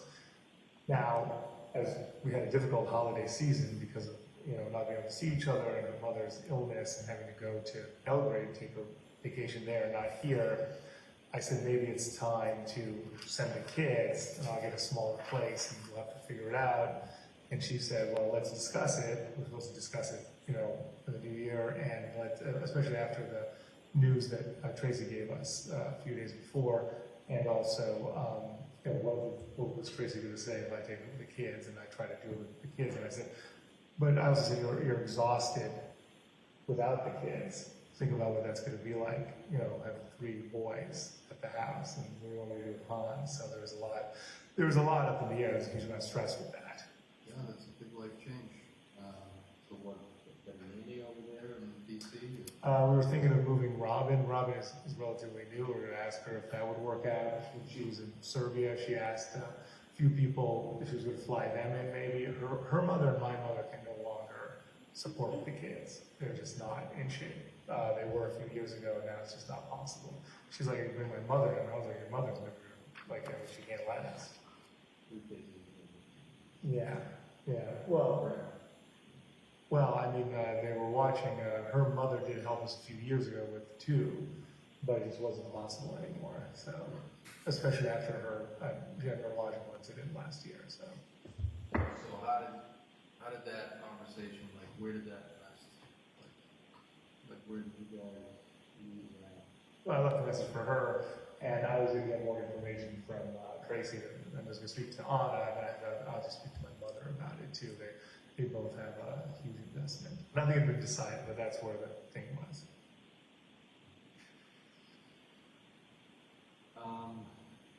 Okay, so I'd like to go back to the first the left here. We really need to iron out what you did that day and a good timeline for you. I know that in a previous couple interviews, you told us that I had left him at 6, and you said you got up at 7:30. Yeah, a little after 7. 7:30 with breakfast. And French toast, yeah. That's his previous. Yeah. Yeah. Not getting pissed or anything. Yeah, right. Why don't we just start at when you got out of bed and what things were. Yeah, of course. So we go get out of bed, and then because Brian wakes up, and then I came down. I didn't change in Brian because I have to go into William's room. So sometimes, like I said, I'm supposed to change in the morning. I don't always. And then William was still asleep in his room at the time, but Brian was up. Brian likes to come down the stairs himself, so I got down, and then Thomas was already on the couch.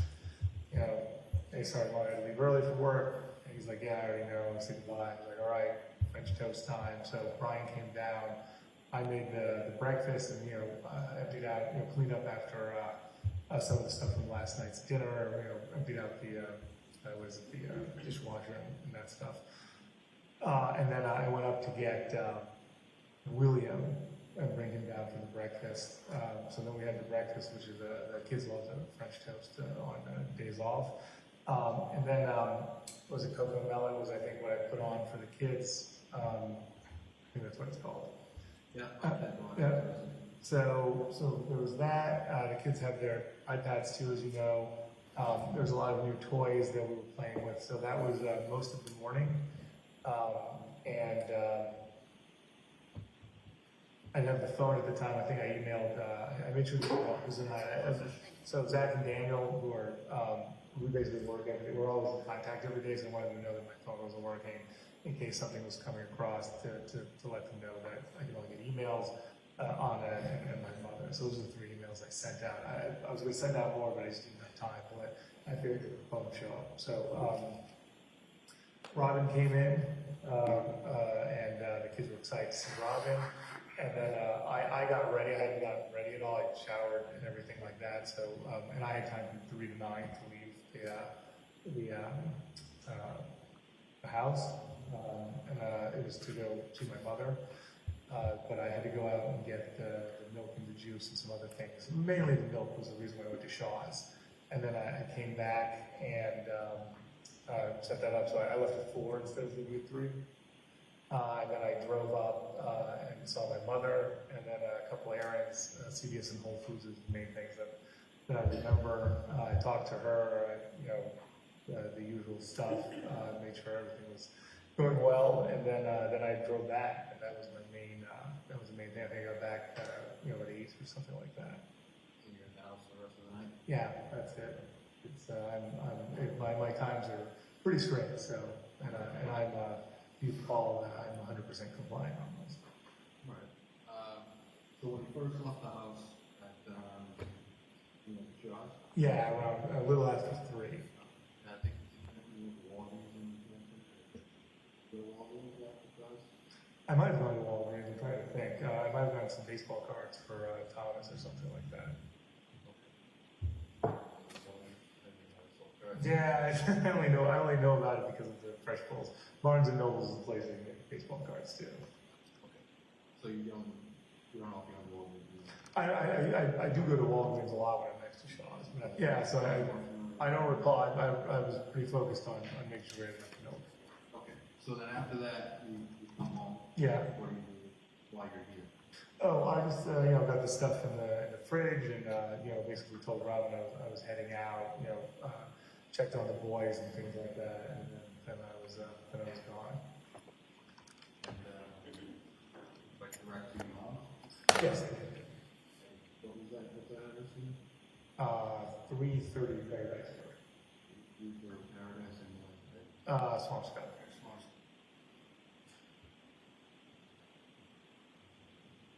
Your condo. What? Your Condos on one, yes, sir. That's private. That's a single family in Swampscott? It's at something called The Landing. It's like an apartment complex or something. What unit is 1320. Okay, so you were directed at Swampscott. What route did you drive up on? It was a little difficult because I got lost because I didn't have the GPS. Okay. So it took a bit longer. I went the wrong way, and then I came probably. So what did I do? Because I noticed it was going 1A, I went at 1, and then I came across on 114 or something, and then was able to get up to what's it called? The Swampscott. So it took longer than normal. It took longer than normal, yeah. How long do you estimate it took to get there? Normally, I mean, with no traffic, you can make it in, maybe 60, 70 minutes, but I probably took I took over a little bit over 90 minutes, maybe.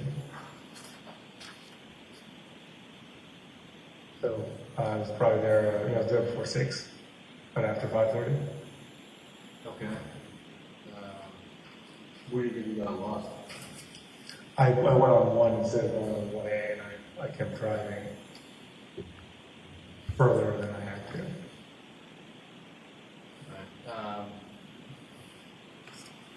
And what did you do at the You know, she didn't know that I was coming because I don't like call in advance.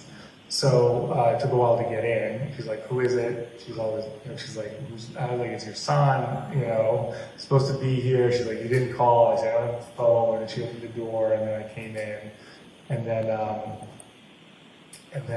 you know, we just talked for a few minutes. I told her what was going on, and then you know, I discussed if she, you know, I forget if I brought stuff at the time, or I don't think so. I think I went back out and then brought some stuff from wherever she needed. A couple like I forget what it is, but normally it's frozen foods that she likes. I don't know the exact name of it, and that's a couple things from CVS. She likes you know, cleaning pads is usually, she can't have enough gloves and cleaning pads and things like that since the pandemic. Okay. So you left your mom to CVS, where And then there's a whole, I was just in that area, that Swampscott area. the Whole Foods at CVS? Yes. Not that I call it here to stop. Sometimes I go stop and shop or, what is it, Home Goods, but not this time around. You probably wouldn't want to stop shopping at the Whole. Well, they have the food, also the food for the dog is like 25% more expensive at Whole Foods than it is at Stop and Shop. So, yeah, so there are times where I would go to get stuff and, you know, obviously, you know, Market Basket and things like that, so. So you did some grocery shopping for your mom? Just a little bit, yeah. She does not, you know, require a huge amount, so. And back to mom's after CVS, Whole Foods, and what, you say you remain there? Yeah, just a little bit. We just discussed things, and you know, she was like, "What's going on?" And she actually, you know, we discussed, you know, what Tracy had said. She's like, you know, and she basically said, "You have to get to D.C. with the family," is one of the takeaways, and you know, that was, yeah, that was the main thing. What's her plan when you ultimately get to D.C.? She's going with you? Yes, she's coming with us. She's going to live at a separate residence. She's independent, but much closer right now. We're really struggling because she's been far away, and she's like, I'm not moving, especially after the pandemic, and I'm certainly not moving temporarily. So that's why she didn't move down. She was about to move down to Cohasset, but then you know, we were moving, and she was like, okay, well, until I know where you guys are, it's not happening. So I get that. That makes sense. Yes. We were going to bring her to what's the place in Hingham, the Landmark or the. I don't live down here. Okay, I got it. Yeah. Shipyard. Shipyard. There you go. Thanks. There's condos. Yeah, I thought that would be good for her and close enough. Okay, so you guys were there, and when you come home, do you stop anywhere on the way home? No. No gas stops? Oh. I don't think so. I don't think so. Okay. I get gas. I'm sorry. I'll have to check on that. I don't think I got gas.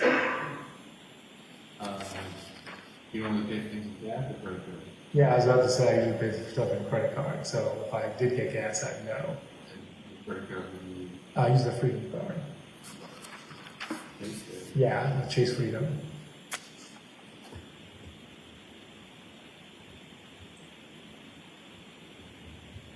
Is that an account that was joint? That's a joint account. The Chase account's a phenomenon. Yeah. Okay. So from Swampscott, sounds like you come directly home, and then you go back, look at your monitoring. Yeah. Sounds about right. Yeah, it does sound about right. Within those records, it has like a description of well, you have to notify them of the load, right? Right. And what is that done? Is that done like the morning you want to leave, tell them? Oh, no. Here today? Is that No. So with Marlene, every Thursday I send her an email. If you go through my emails, you can look through all of those. And I say, so these are the requests for the week. This is what I'll be doing at this time. You know, may I have permission to take, you know, to school or whatever it is. Now there are some other things that are constant, like taking the kids to school is all set up, right? So I have to take school from Monday to Friday and stuff like that. So those I don't make requests for. The other things, like if I have to see Tracy in person, or see my probate lawyer, or support my mother, or take the kids to a game that's not, I make those requests in advance. If anything changes, I am able to ask about changes. They're supposed to be 72 hours in advance, though. So same day would have to be an emergency situation. Okay. I think the particular trip that on Sunday when you went to Swansboro, I think it was the description said mom drop off. Yes. So I was supposed to take because she was having cataract surgery, so she was coming over. What happened? So she was going to come over. I went and I picked her up, and I brought her back to the house.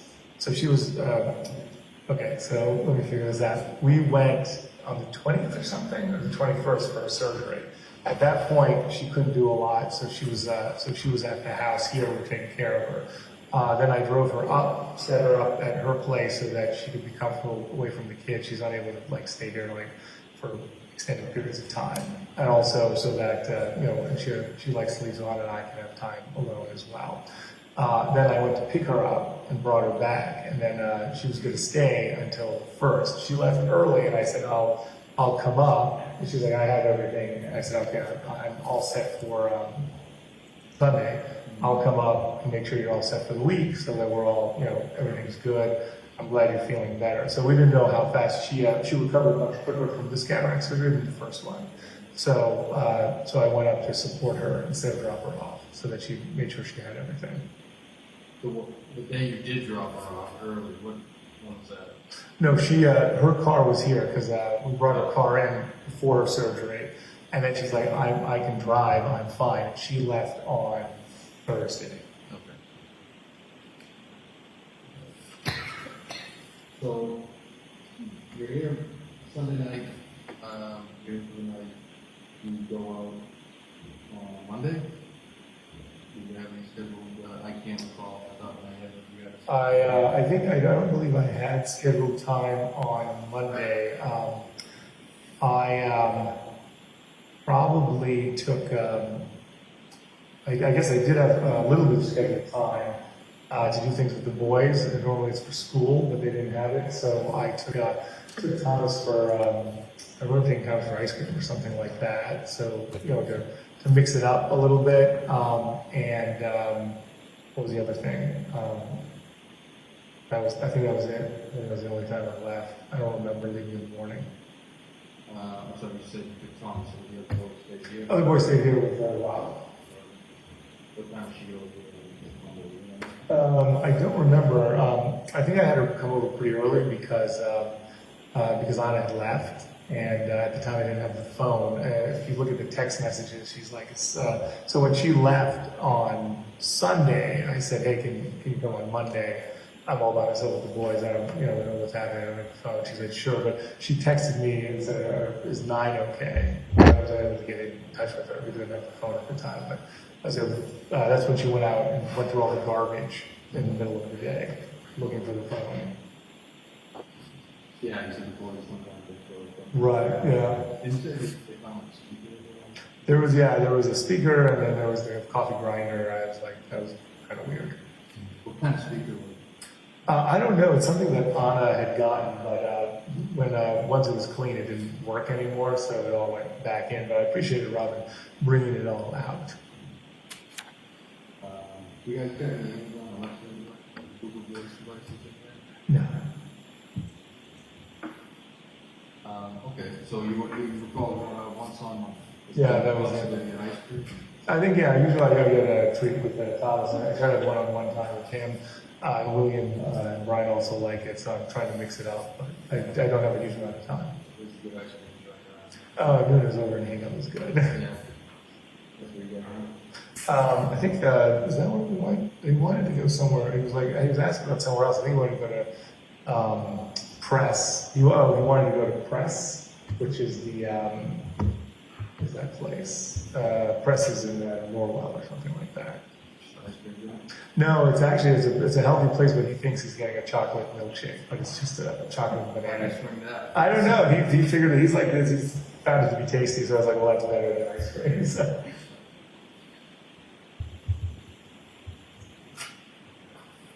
So, we're in the Monday, I mean, at what point do you really start to get Nervous? genuinely concerned? Monday, yeah, when I had the phone, once I got the phone, she was getting in touch with me, I was like, well, this is like, that was weird. And we're over time, basically, so.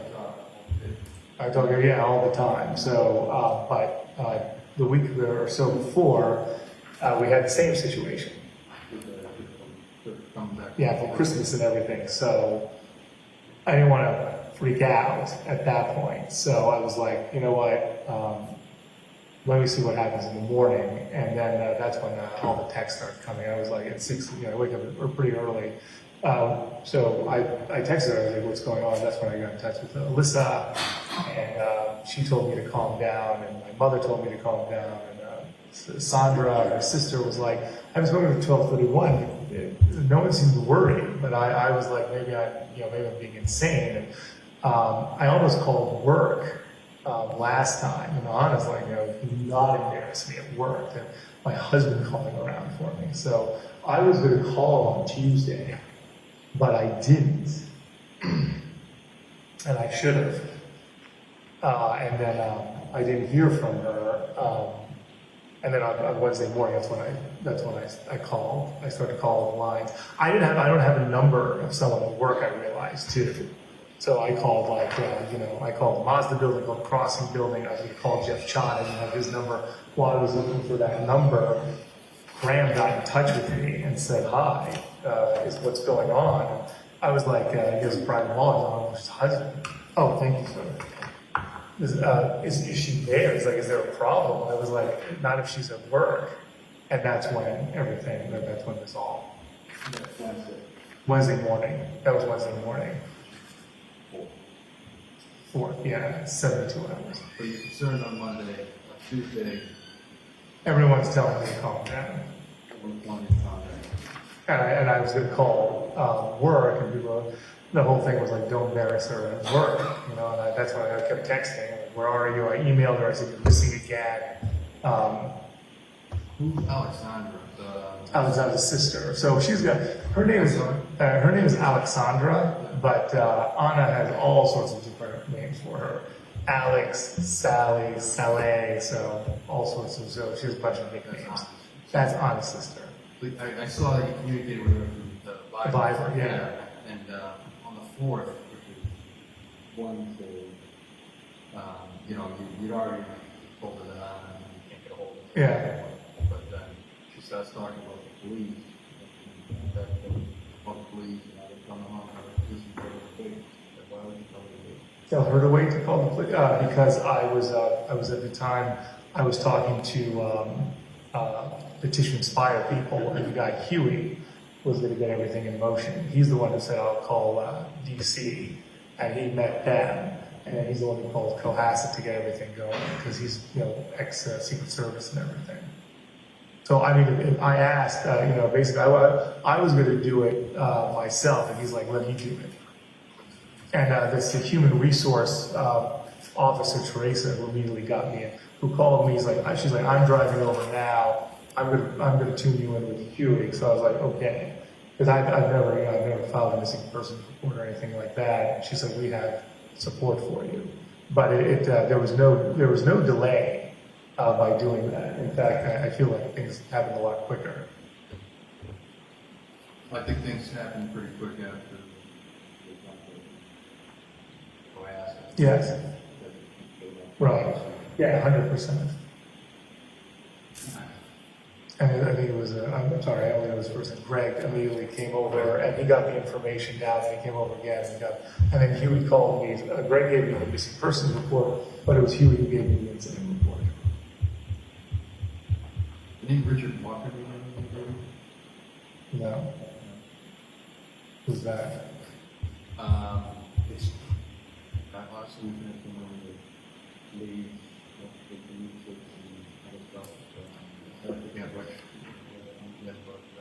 On that,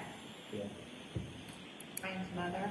Yeah. Would like to offer a report. Yeah, and I will run up by people I gotta run up by, and I think, that goes both ways, Generate a lot more leads, generate a lot more time wasting. Exactly. Instead of focus. Anyway, she wanted me to raise that. Okay, she spoke to me about it, and I still talked to Tracy, so. But what does she want to offer for the reward? But she'll offer, I mean, she'll offer more, she'll offer anything. That's the concept of. That's her starting point. Yeah, I was before that. But before we do anything, we're Yeah. getting approval. No, from it's you important guys. that we're Sometimes still. you just make public announcements on their own and offer. Right, no, We're no, not- we don't want to do anything No, that's we're- going to impede the Yeah, investigation. thank you. No, Appreciate that. we're working in alignment with you, that's our focus. When I called you that next day about the media, Right. probably pick it up, Yeah. the inquiries. Yeah. This is kind of along the same. Yeah, it hasn't, it's only created more stressful. So we want to work on the same team. Yeah. The media kind of has their own. Yeah, right, selling newspapers. And that's why we brought Tracy's here to, basically a cool head in a time where, the rest of us are not operating really very well. And also to, protect me for, my other legal problems that I'm having. Yeah. Main goal here is to find out. Yeah. We're getting a lot of noise from leads, from everywhere. Do you have any other names? Not off the top of my head. I was just calling to what we got here. Okay. I figured I'd throw it out. But it does not. No, do you have any other information? No, Okay. not right now. All right. Obviously, we have Is he an Uber driver or a Lyft driver? Richard Walker? Yeah. I don't know. Do you- I don't even know if he exists. Okay. I don't know. I'm asking, why no, do you ask that? Anna had a regular, I don't know if it was Lyft or Uber, but said that, like, if someone out here, she kept recognizing, like, it was the same person Oh, really? that would come out. I mean, I guess there's not a lot, this is not a high, so 2 or 3, or I don't know how many times, but I never got the person's name. No, just that he was, was very nice and, good driver. What about the type of vehicle? No, I didn't get any info. I didn't think about it. I mean,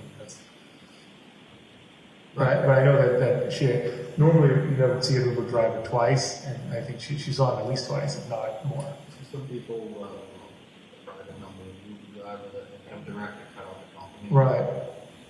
I don't know if that ever. Yeah, I asked, "Are you doing that?" And she, at the time when I asked, this is a while ago, she said no. So You specifically. I said, "Are you going to just hire him directly?" She had said no.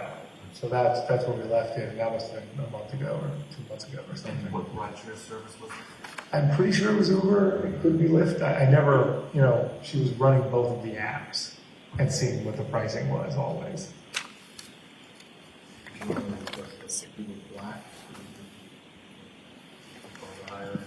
I don't know. She usually gives the regular stuff. Whatever was available. And she was leaving very early in the morning from Cohasset. So there were days when I was awake early on, and she was worried about if she was going to make it to the airport because we couldn't get anyone. Or they would be 30 minutes out. Obviously, with not missing, public and many people are going to have their suspicions about you and when Sure. you get something done. It's important. Tracy has prepared me for that. Yeah, we know that's not lost on you, and it's important for us to iron out a very good timeline for you and set out well, and any suspicions of that quicker, and I think that gets both of us. Sure. And that's part of the reason we're doing the timeline, and what we did on Sunday and Monday, and for the description. But, that's why I'm asking, I really want you to kind of think hard and never stop when you left on Sunday or when you went out on Monday, stuff that we can verify, what we can't verify. We basically want to know where you went, what you go, and where you stopped.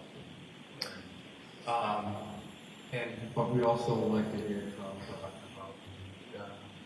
so as far as the trip on Sunday, the first time you left the house was to go to Shaw's. Is that correct? Yes. And actually, Walden, you don't want Sure, I forget about that. Possible. back here and back out towards Swan. Right. Route you travel again up there Is Route 1. So from here, like when they leave there, they go out to the side. I go right, and then I drive over to, I get over to the, I think it's Derby Street area, right? So I take the left and go through all that. Then I get up onto, I guess, 93, is that right? Or something like that. Then I get to Boston, and through Boston, and then up 1, I guess it's going to 1A, but I stayed on 1 somehow. Because I've gotten so used to not having directions, right? Or having directions, not having directions. I was just, and then I got myself further up than I should have, and I came across. So at what point did you go down The ship. The ship. So there's the ship on the north shore. So you're on Route 1. There's a ship. The Christmas tree store used to be there. I think on the right. Yeah. So I think I've gone too far, and I don't know how to use my GPS in the Volvo because I never use it. Okay, so do you turn around or do you keep going? No, exit? I looked around, and I think I took 114. I'm not sure. I just took a right because I knew that I knew my mother was here, and I was like over here, and I had to go across. Okay, so you got across and think on Route 114. I think so. Yeah, that's I remember that. And that brings you over to what route? Well, I think it brings me over to Lynn, and then from there I snaked around, and then got to the water and up to Swampscott. You took your condos and Lynn, check them out? No, I did not at all. Are those occupied or what? They're both occupied. Yes. You're welcome to. I mean, we have to talk to the tenants, and you're welcome to look at them if you want. Okay, so you cut through Lynn and you go direct to Mount, is that right? Yes. And how long did you have to do? Not long. Just to the question. I don't really have a timeline now, but let's say 15 minutes.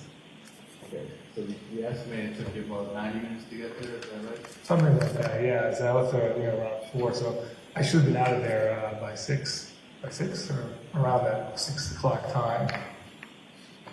To go to run the errand? Yeah, I run the errand, and I got back, and I was there a bit longer, and then back home. And again, the errands were to Whole Foods? ZBS, yeah. And you had to go to 2 stores because were you looking for Whole Foods? Yeah, I suppose it was at Whole Foods and then CVS, usually the wipes, the alcoholic wipes and stuff like that, or And don't go in I do not say. I might have gotten gas, I don't know, I have to check. And with that, your mom's dropped that and the Yeah, there you go. Obviously I ended up being there for New Year's, and she's like, okay, how are things going? I said, yeah, I was going to a great night, and then she's like, is Robin at the house? I said, yes, I gotta get back, and she came late, and I don't have my phone, so my mother had waited to come back. She's like, your phone, so there was a lot of discussion about that, and then, me getting to D.C. with the kids, she's like, you can't like this going on too long, and, that was pretty much it. And now that a lot of her surgeries are done now up here too, so it's a good. She was like, it's a good time. I've done my cataract surgery. I've had all of my my checkups for my lungs, so this would be a good time to go. You guys did have a conversation with Lana. Yeah, she asked like, where's Lana? And I said she had to go for work, and then she was like, well, she's working all the time. And I said, yeah.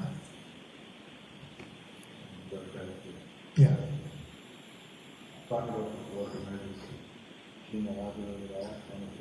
No, last time on December 24th, when she worked up until 7 p.m. and then she missed the flight on there was I was like, what's going on? And she basically said, you're asking a lot of questions.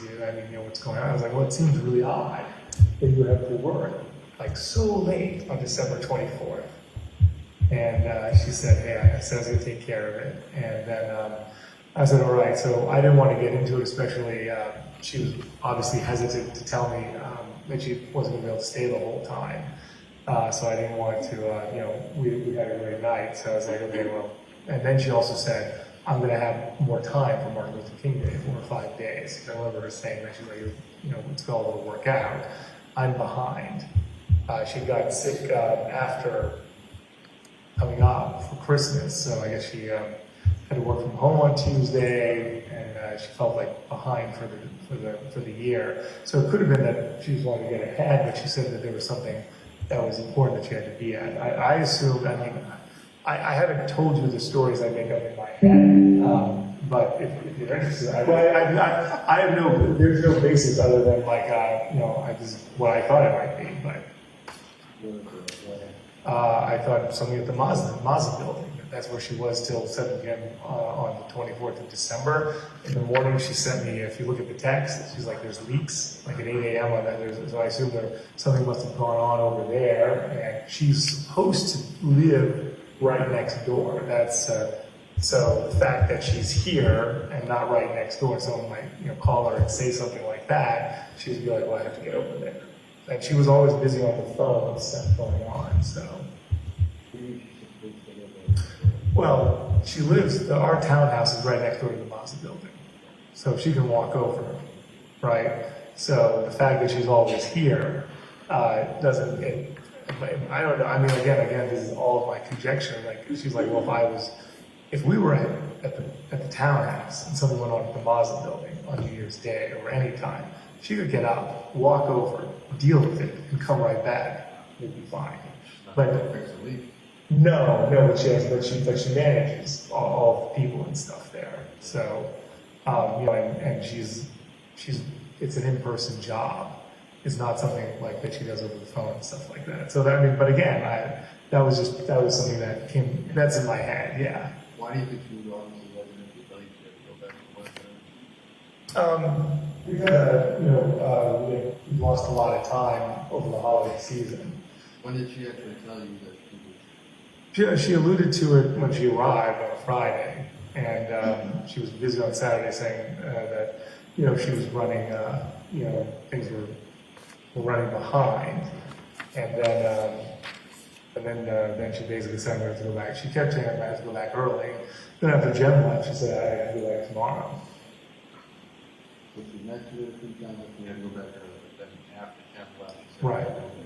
So in the morning, and I was like, well, that's somewhat surprising, but considering like the Thanksgiving schedule, the last 2 months, it wasn't surprising because she was supposed to be here for Thanksgiving, that got canceled.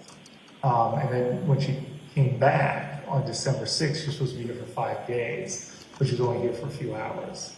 She was supposed to be here for Christmas, New Year, Christmas Eve and all of that. And then that got compressed, and then she drove up, so she's only here from 8 p.m. to 5 p.m. on the 26th. So all of that became a pattern that we were getting compressed on our schedules. That due also due to the flights and things like that. So that when she came back, forced to work so late on Christmas Eve, thought it hard to believe.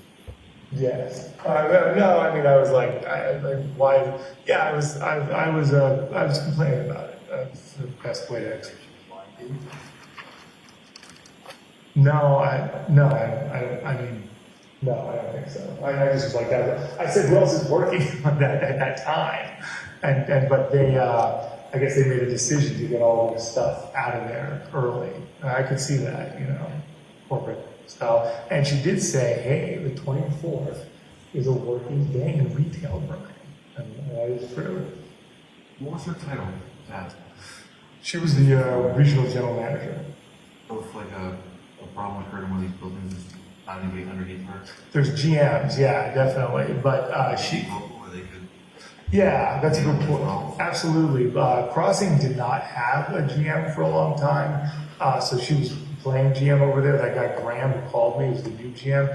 And then Mazda was kind of her project because it was closing, so she was very hands-on over there. For the other buildings, there was less talk about the other buildings. And just so I'm clear on the timeline, she had a flight Christmas morning, she worked late Christmas Eve. Yes, Okay, when did she actually show up at Christmas? 8 p.m. on Christmas Day. On Christmas Day Yes. at 8 p.m. Yes. She just drove straight through. Yes. Well, she missed her flight was canceled. It was like they're canceled, and they're like, maybe we'll get you out. That's when the whole storm came, and then she just got in the car and started to drive.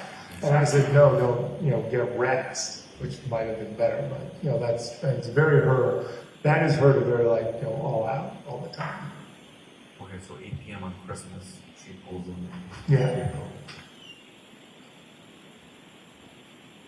Yeah. You said you didn't suspect how I was lying to you when she arrived late. Did you ever suspect her of having an affair suspect her of sleeping in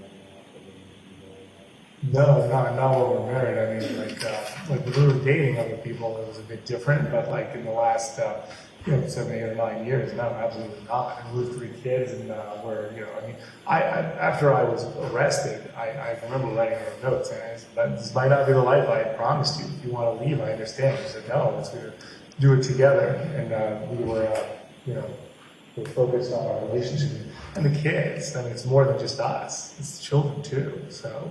I really couldn't imagine that. She was very focused on work and family, and this would be it would be totally outside of her value system.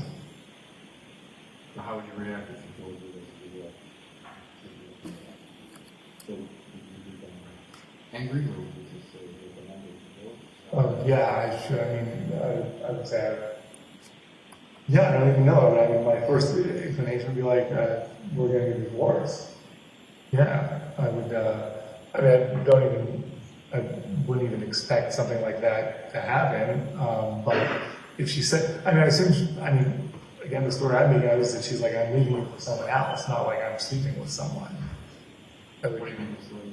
Well, I assume that if something like that happened, she would say, I'm leaving you for someone else. Not like, oh, I'm having an affair. That would be kind of weird. I don't know. I mean, she's very direct, but we always have these conversations. I said, I know it's been tough being separated, and she's like, yeah, you have to get to, but her whole thing was you and the kids get to D.C. as quickly as possible. That is not someone who's having an affair. What do you mean? We've had conversations about, struggles that we're having being apart. And she was like, you have to get to, you and the kids have to get here as soon as possible. Not, there was nothing other than that. That was always her main focus. Was there complaints about intimacy between the groups? They were talking all the time? Yeah, there was it was certainly difficult, but we did see each other enough, and that we were able to be intimate, on a regular basis. Not the same as if you're living with someone, but in some ways, we took advantage of the time more than had we been together. I remember her bringing that up. She said, well, when I'm here, you definitely make it a priority. Whereas when we were together, you're like, well, you can always wait another night, but here we can't. So that was something that we did discuss. But she didn't like this house. That was another thing. She was always complaining, we're in a rental. She hates rentals. So. But her having an affair, I just it just doesn't make any sense to me. Also, where's the time? She was exhausted. She was always flying. At every moment, she was flying here or working. I mean, sure. Anything's possible. It just sounds. All of the scenarios seem improbable. Certainly that does too. But maybe I'm not. I only see it one way. And then who would it be with even? I don't even know.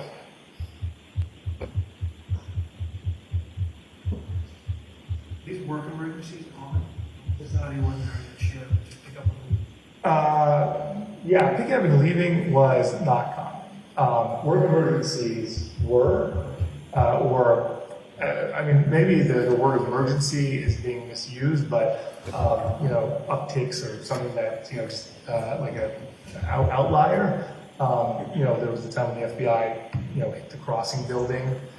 She was, all of a sudden, she was like inundated over there. And then the leaks at Mazda, TJ Maxx wanted to leave Mazda. Like these things that came up that like were disrupting her daily work were things that, you know, we talked about all the time. And that it was, you know, it was a huge pressure for her. And she didn't have all the personnel in place. Actually, just to backtrack on something you said, she came home December 5th or early December, you said, and she was supposed to stay for 5 days? Yeah. She was home for a few hours, some kind of... Yeah, so basically, yeah, I guess it was the same thing. She was going to come in on, mind if I use the calendar here, thank you. So she was gone, yeah, I guess she came on the 7th, which is a Wednesday. And she had left on the 23rd, so 2 weeks in Belgrade. She was going to stay and leave on Monday the 12th. And then she told me she had to leave on the 8th.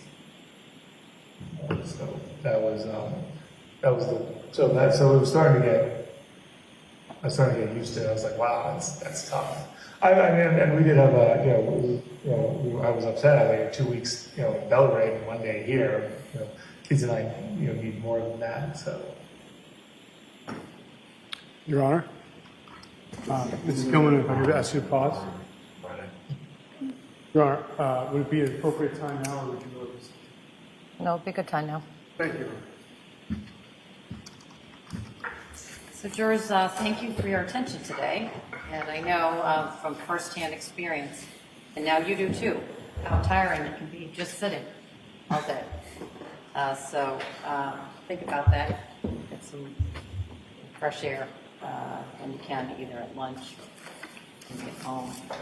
It helps from my experience. I'll leave you today reminding you of the 4 obligations that you have, and that I expect to know you will be obedient to them. First, don't do any research about this case. Don't speak to anyone about this case. Don't access any social media or news media, and continue to have open minds. I think of you as sponges in the jury box, taking in all of the information that's provided to you during the trial. Have a good night. And before you leave, don't think I'm oblivious to the fact that we're getting the first snowstorm. Lived here now a lot of years, and so I hate to say this out loud, but I will anyway. I don't have a great confidence in, because it is such a complicated business, what the meteorologists are predicting. I did ask my clerk to check earlier this afternoon, sometime between 2 and 4, and it sounds like they're downgrading the expectations.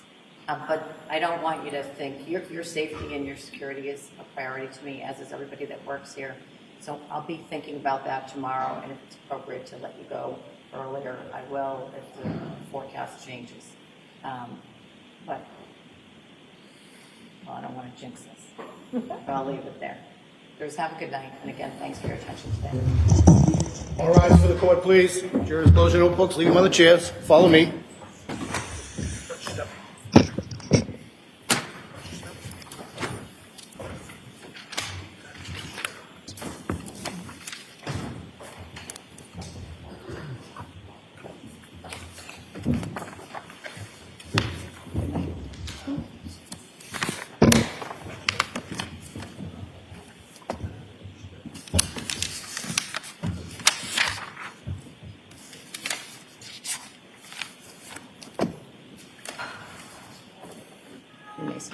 Thank you, Your Honor. Please be seated.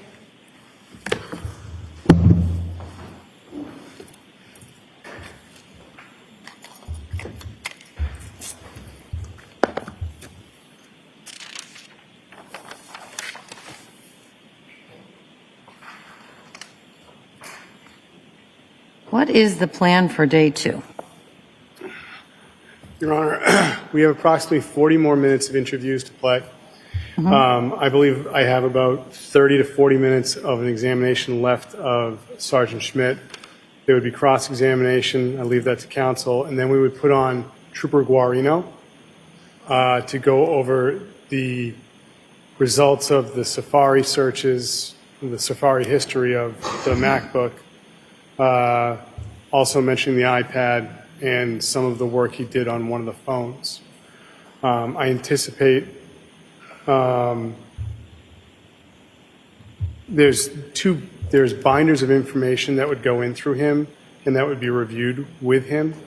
Those are binders that you, I think they're on my bench, but are those the 3 binders that we previously discussed? Yes, Your Honor.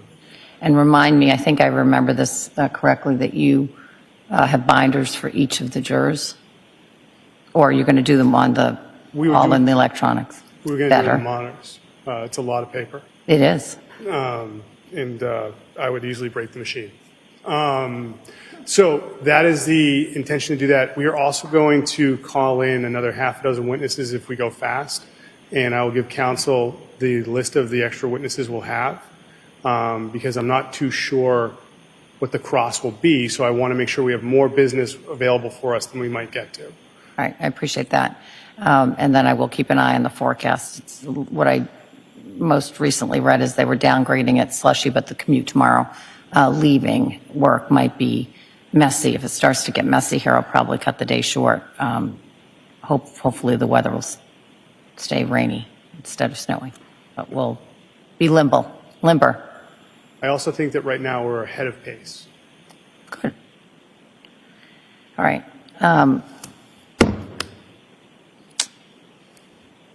There was another question. I'm just hesitating to get up because I feel like there's something else I wanted to ask you.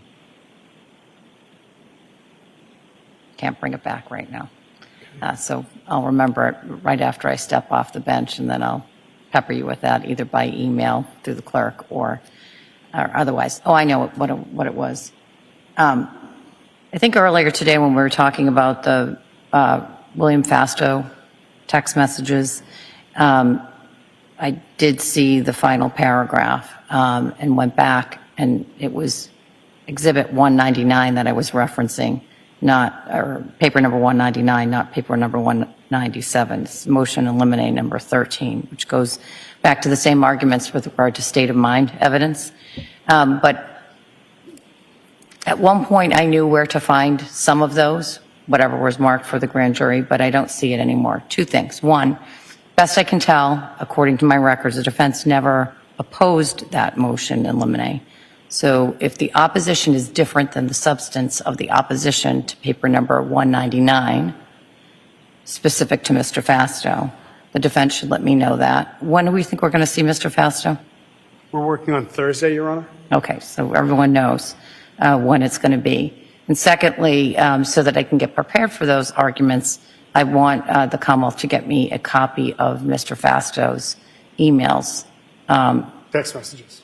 Thank you. Copy today I can give the court. As- It's not, I think the one that the government would expect to introduce, I think has some photos blurred out, but just for the court to see. And we did submit a written objection to statements relating to state of mind. We didn't specifically reference his. If it would assist the court, I can certainly have something by tomorrow morning, even just a 1-page highlighting and specifying our objections. Right. But I'll pass this up now just so you have it. So I do have whatever you objected to for 199, and I went through Qualls or Quails or whatever the name, how you pronounce the case at the time, and some of the cases that followed it. So I'm familiar with what the law is with regard to the state of mind exception. I just want to refresh my memory. There's certain of Mr. Fasto's text messages with Anna Walsh that I remembered from prior hearings, but this will help me. I'll take a look at this tonight. And I'll get a 1-page, just brief draft or brief memo, just outlining our argument a little more concisely. With All right. respect to those. All right. That's all I can think of right now. Any other questions, comments, needs? Commonwealth first. No, Your Honor. And defense, anything you want to raise with me? Thank you. Have a good night. Thank you.